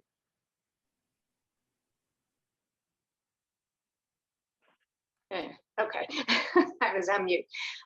It was interesting in listening to all of that, because in our group, it is hard, as we talked about data. It's done, well, in one place, example, it was done on a regional basis to help drive program decision. But here's the, both on the program decision and career pathway decision. The challenge is this, and this is what we were talking about, throwing out ridiculous numbers. But if you had 4% of your students are interested in manufacturing, do you cut out the, or reduce down what you're offering in the manufacturing pathway? Or does that tell you you need to have greater information about it? The question is, collecting data, and it's multiple data systems, parts of it, that they're collecting, and they don't necessarily align across that. So you might have an individual career plan, an IGP or personal career plan, whatever you happen to call it. You have that for each student. How are you using that? What are you collecting? How is that data shaping decisions? And that's really not in place yet. I don't think that what's good, what I was thrilled to hear in our group, is how employers are getting engaged and into the technology and what is needed. But I don't think, and I think that's a real issue for the CCD Center to begin to look at, is what do we mean by data? How do they collect it? And to your point, Mark, and we have CTE, and then we have the academic side. Those are not coming together. You have too many systems across this country where CTE students might have career plans, but not other ones. And that's an issue. And their career plans and their career thinking is very different. So, but one of the things I think we have to look at is defining what kind of data should be collected and how to utilize that data. And I don't think anybody's there yet. I don't think they really thought about that in terms of career development. I mean, they collect a lot of data, absolutely, and they use it for some decision making, absolutely. But do they use it in terms of helping the career development process? I'm not sure that's out there yet, and that to me is a gap that's in there.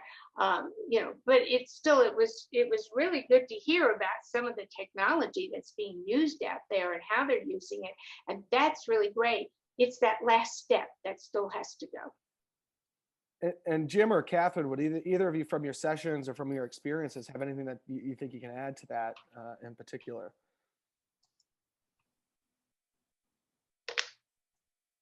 No, I would echo what Jan said. I know that we do a lot of work in Pennsylvania as it relates to the Pennsylvania Future Reddy Index and the collecting of evidence. And even though the states put out standards and expectations by grade levels of what ought to be collected, there's still a lot of unknowns about, is that relevant? What do you expect when you collect that data?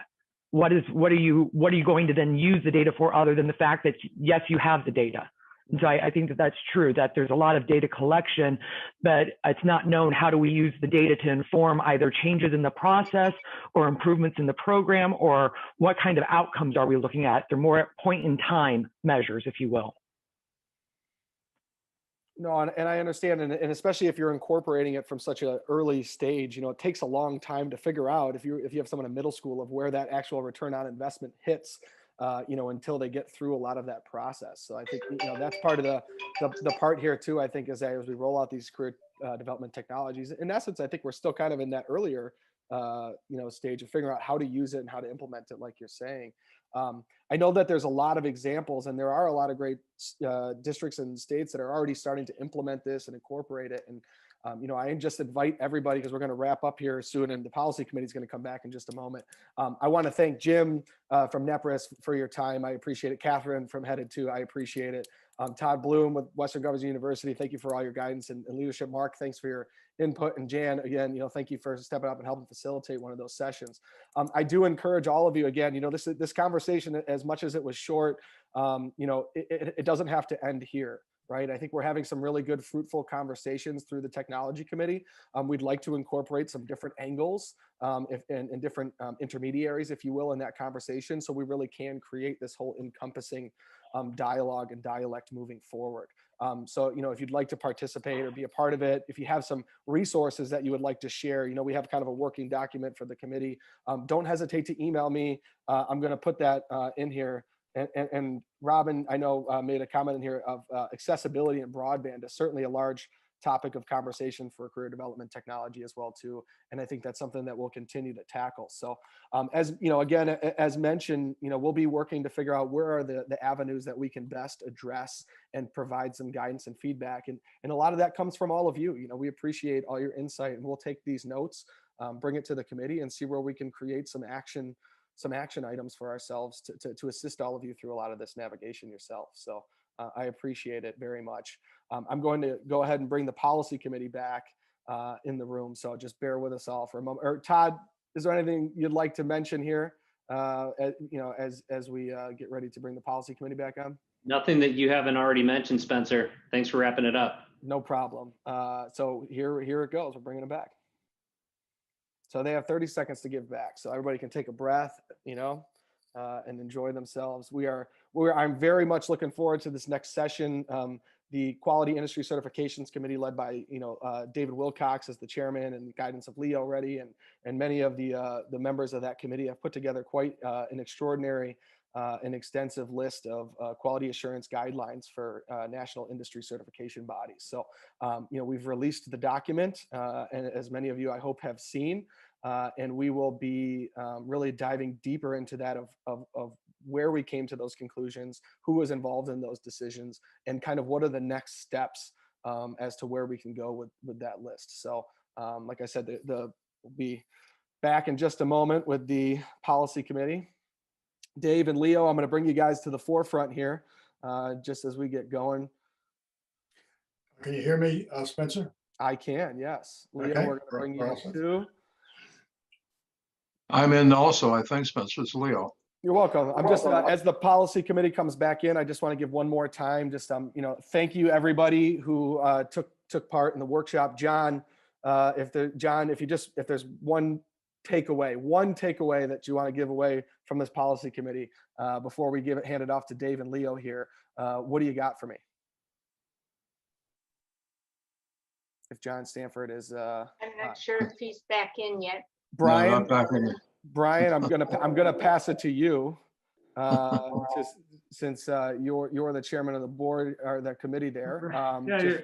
You're punishing those of us that leave our camera on, Spencer. Yes, that's how it works in school, So. Yeah, I see how that works.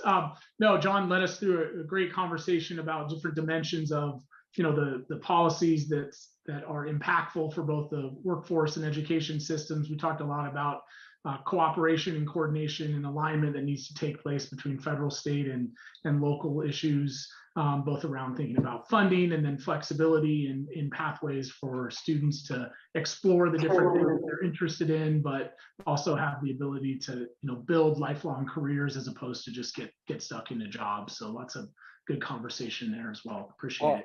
Yeah, I appreciate everybody in the thing. I appreciate your engagement and your ability to converse. And Amanda and Steve, thank you so much for your engagement and participation as well. We appreciate your organizations. I'm going to pass it off now to Leo Reddy, the chairman of the CCD Center, and Dave Wilcox, who's the chair of the Quality Industry Certifications Committee. And they're going to talk about the national paper that they released and dive deeper into that. So gentlemen, I'm going to hand it off to you. And Dave, I'll be getting your slides up for you, okay? All right, I think Leo is good to start. Leo, you there? Just waiting for a moment to see if the slides come up. That's all. It might be a little easier for people to follow what we're talking about here.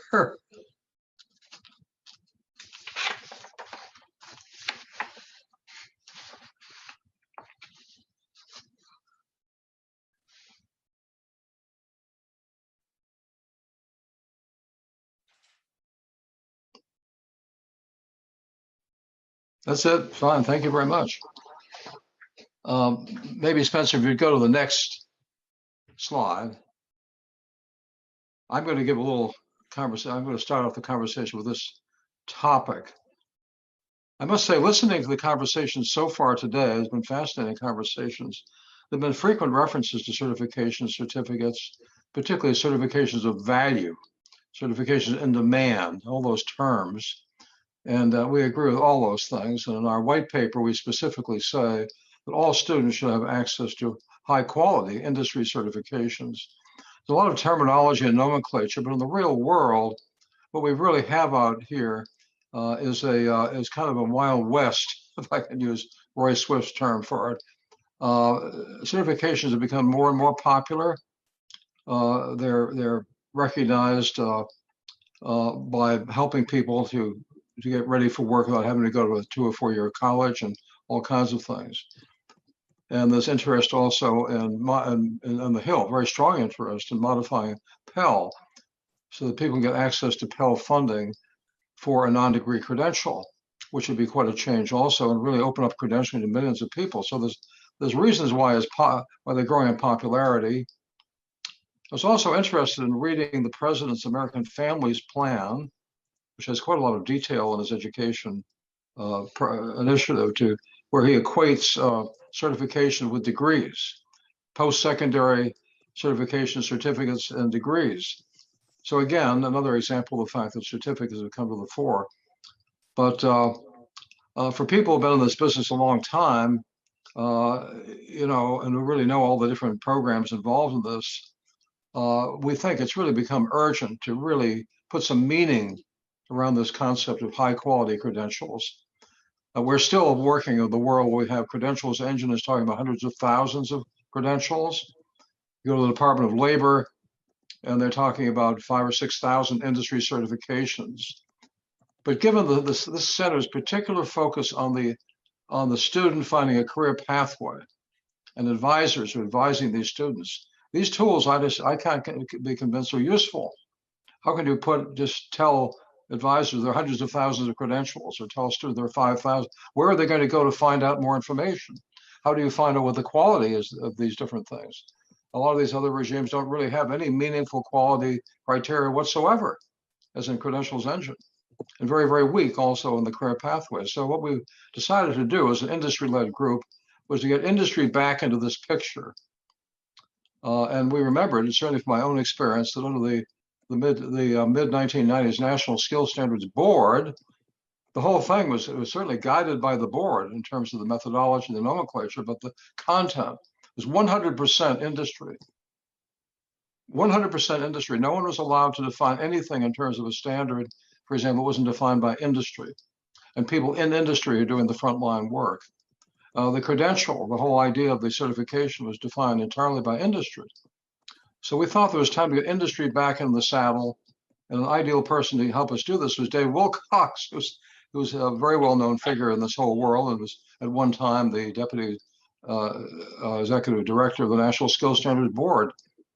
So with Dave's help, we managed to pull together a committee of about 20 of the country's leading national experts from industry, all 100% industry people, to re-examine this whole thing and see if we couldn't come up with some clearer criteria. So when we say high quality industry certification, and we focus on certification specifically, not micro badges, not certificates, just strictly industry certifications, not degrees.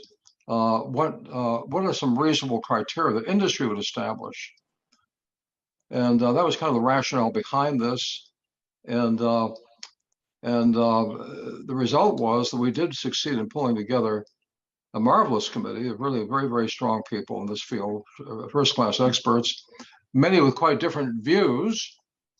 So it's a kind of a great example of how you can get a group of people to work together to form a consensus. It took a few months to build the consensus. A lot of conversations behind the scenes went on in this whole process, but we did come out and we were successful in identifying the 12 industry quality assurance criteria and guidelines. And Dave will give us a little more briefing on this. I just want to kind of say in conclusion that when we get through with this, we ended up identifying we used the term industry certification bodies. not just certifications. Because as you may know, when you pick this up on the dialogue, there are some certification bodies that offer many, many certifications. I mean, Roger was talking about NC3 offers over 100 certifications. So it can't really do this in terms of certifications, but in terms of bodies. So this was successful, and from these 53 bodies, and then we align them against the NAICS codes of 20 sectors of industry sectors of the economy. And I think our conclusion was that probably the number most useful for high schoolers seeking to choose career pathways, the number of these bodies is probably well under 100. So we're not talking about thousands, hundreds of thousands. We're talking about roughly fewer than 100 bodies. And we can define those. We can create a directory of those, and a really useful tool for certainly for advisors and for other organized purposes as well. And make the whole question of high quality sources for students and career advisors more useful. We found it a very stimulating exercise and very worthwhile, and we think it was typical of the kind of high quality report we like the center to produce. And those are kind of my brief comments on the origins and purpose. Spencer, could you go to the next slide for us? On the methodology, I'm going to turn this over to Dave to pick up and give you a little background as to the way we actually did this work and why we consider it quite authoritative. So Dave, maybe Thank you, Leo. I'm sorry. Thanks, Leo. I do appreciate the opportunity to spend most of the day listening to many of the other speakers and have learned a lot about the challenges that are being experienced, and certainly a key element of some of the solutions you're exploring and some of the systems you're developing are the use and engagement of industry credentials and certification programs specifically. And we started out as the committee looking at the question of quality. And this is not the first time people have looked at the question, what does quality mean in the context of certification or industry credentials. And so we first looked as a committee, we looked at the various efforts, many of the efforts that have been in place. And actually many of them I have been a part of a little bit. So for example, the federal code, the Department of Defense uses to a great extent industry-based certifications to help soldiers and or other military personnel really find jobs in the private sector. And they spend lots of money in helping these people to attain a certification. So they are very, very concerned about the fact that is a wise investment and that those certifications are in fact quality. And this became really a part of the authorization bill, this language. The international community has been engaged because many certifications, in fact, most that I know of, I really have an international standing. Particularly, for example, Microsoft talked earlier today. Microsoft supports solutions worldwide. That the International Standards Committee really took a great deal of effort to come up with what they call common standards of quality for certification. The National Commission for Certifying Agencies, many of you may know them. They really emerged originally out of the healthcare field back in the 70s to look at, because public interest and public safety was a critical concern. They developed a set of accrediting standards for certification. The National Network of Business and Industry Associations addressed that issue really, I think, about 2 years ago, I believe, Leo. There's been work at the National Government Association level to understand quality, helping to help states to think about policy positions relative to funding or encouraging the use of industry-based certifications.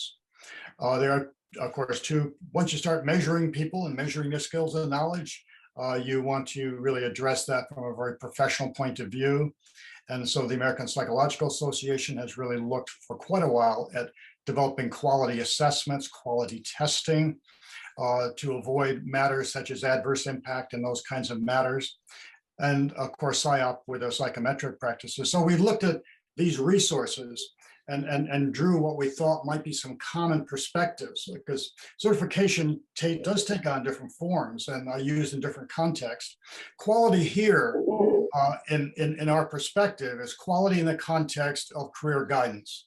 that there's confidence on the part of the counselors and those that benefit from that counseling to understand that and have confidence that the information and the guidance is one based on a very solid platform of quality. I'd like to, on the next slide, I'll focus on the intent was to, of course, bring in people from across different industries and different perspectives. And these, I won't list these here, I won't go through them, but these are people you recognize, certainly have been in the certification business for many years. One of the things that I always remember in coming to Washington, really back in the early 90s, was I met with a group in Chicago, I remember.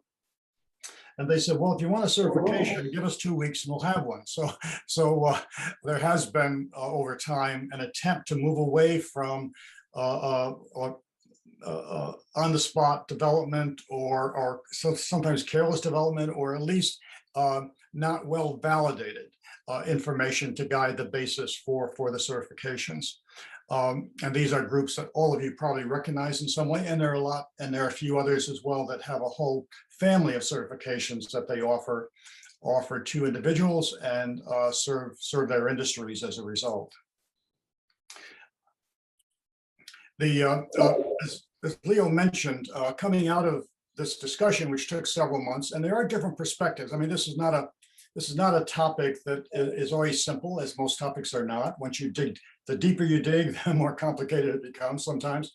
But I think we did find a consensus about at least the core quality practices that certification bodies, we believe, should use as a guideline for their work, and certainly for educational systems, it uses a basis for having confidence in really advising and guiding people to a particular certification to either get started on a career path or to advance later in a career path at the post-secondary level.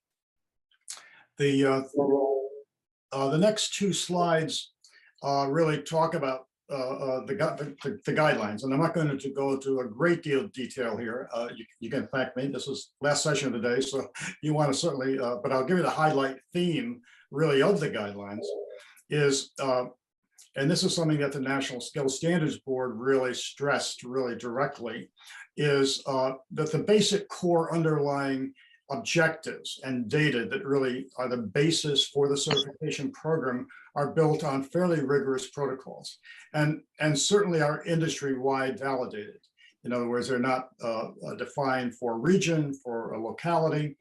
An example from my own experience here, we had worked with a state a number of years ago that had 28 community colleges, each one of them having an IT program at the associate level. And when we looked at it, all 28 had different learning outcomes. So as an employer, I have no idea what you mean by that degree. What the certification program does, there are certainly local efforts and to expand around this certainly, but with a certification is some assurance, at least the core data and core learning that comes out of the program is one that has recognition nationally and across the industry. That and so the first, let's stay with the first page again, Spencer, so just make sure I cover it. So, and of course, assessment protocols. Certification probably has a bit of a tilt towards the validity of the assessment as much as it is the learning protocol behind it. So when you get into assessments and how to measure validated standards and objectives, there's a science to that, and there are practices there that are well known, and they're in place for several reasons. One, to assure that that they're fair and reasonable, and they minimize any kind of group bias in those that really attain that credential. As was mentioned earlier today, that knowledge is rapidly changing. The pandemic is probably accelerating trends already in many occupations. I'm working in a field right now. Our company that I'm associated with is working on matters that are very much interest to you. For example, the pipeline shutdown last week or this week. We're working on kind of mission critical infrastructure protection and their certifications. in that business. And so you would certainly want any body that offers certifications to assure that their knowledge and the foundational measurement is continuing to advance and to track closely the changes in the related industry which they represent.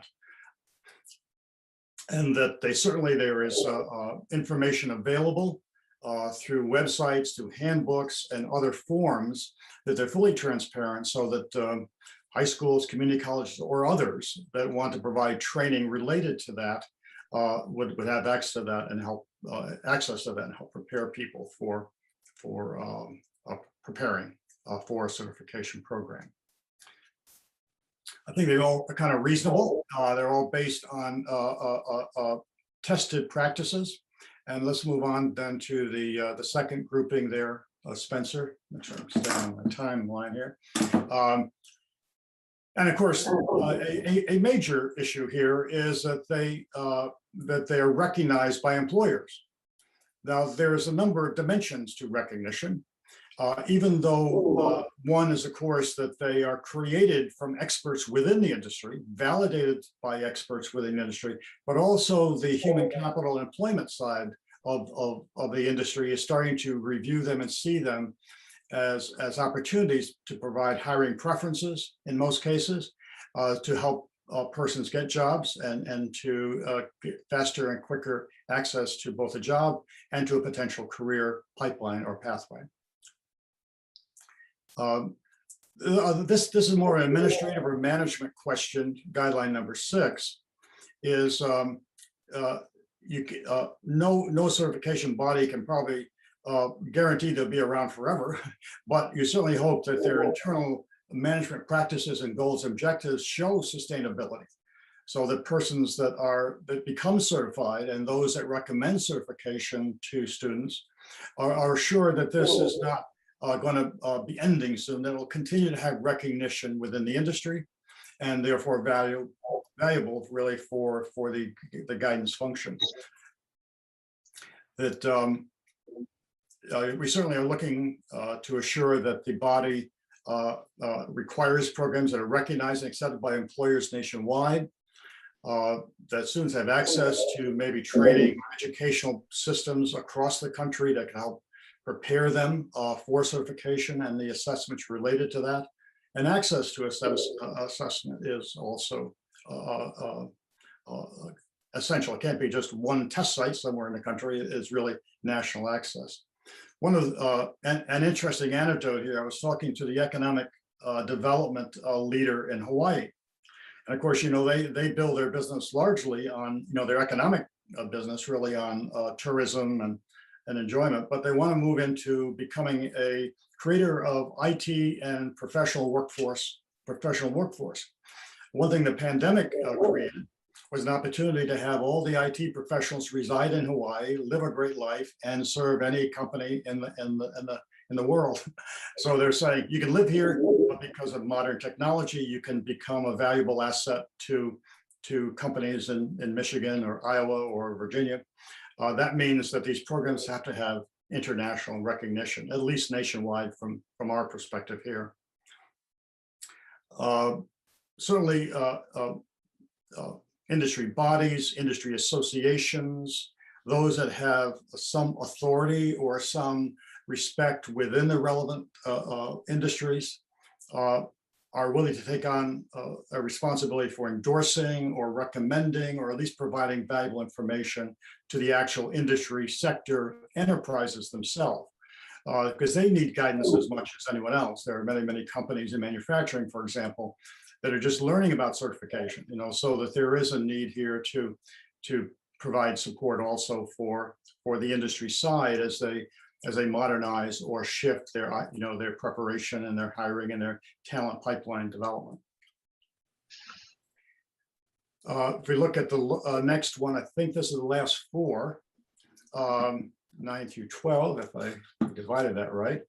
Certainly clear transparency. If someone said, if a counselor was advising someone to consider a particular certification, that person would need to have some knowledge or understanding of what does that mean. I mean, having the certification is important, but just as important is knowing what competencies really does that certification represent, and how are they part of a learning pathway that the person may be on or will extend over time.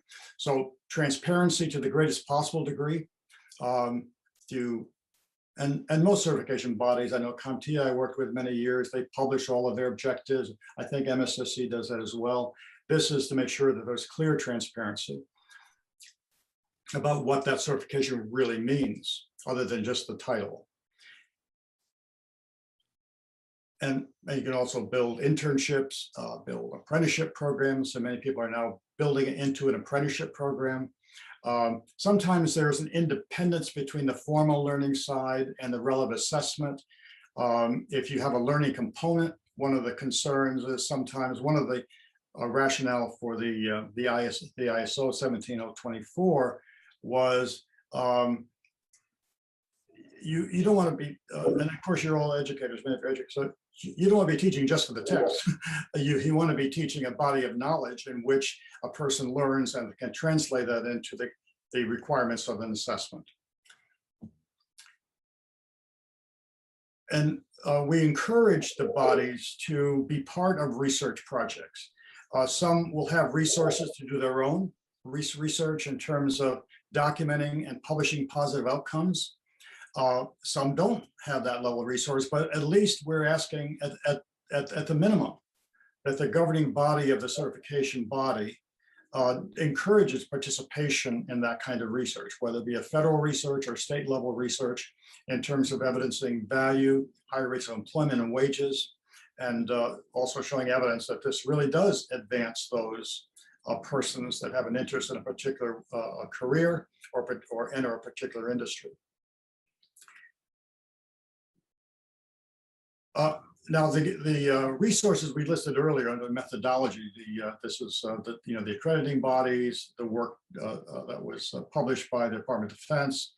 We do encourage all certifications and governing bodies that develop and manage them to really consider the information in those resources and use them as a guide to the greatest extent possible in terms of practice, best practice in terms of protocols and methodology that can add value to their program. So our view here is that you can go to any one of these 12 guidelines and dig quite a bit deeper, but I think that this articulates to a reasonable degree what we think the foundational quality criteria are. There's additional questions here, though, that we're looking at. How does a career counselor know the answers to some of these, or can make a judgment about some of these quality criteria when they're making a recommendation? Or a state policy board that is wanting to fund the use of certification, how do they gather insight about some of the ability of certain certification programs to satisfy these criteria? So that's an area that the committee is addressing and looking at as we speak, probably over the next few months. And we're considering other ways of extending the value of these guidelines across public and private education, as well as career development. I think that's the last slide, Spencer. Yeah, I just want to add one comment, Dave, if I could. Yes. Thank you. Sure. Thank you for going through those and everybody's patience for trying to follow the logic of those. But I just want to say that we really consider this to be a wonderful example of what a first-class think tank can do, bringing together the best minds in the country around a certain topic and producing a tool, a new product, basically a product of the CCD itself that has high value. And we're so proud of this that Dave and Jan have distributed this all over the country. It's already gone out to a series of top officials and 4 or 5 top officials in each of the states, out to all to the different certification bodies, of course, to all the advisement bodies, to NCDA, ASCA, and so forth. So we're very proud of this report, and I want to really, on behalf of the board, really thank Dave and his committee for a job very well done.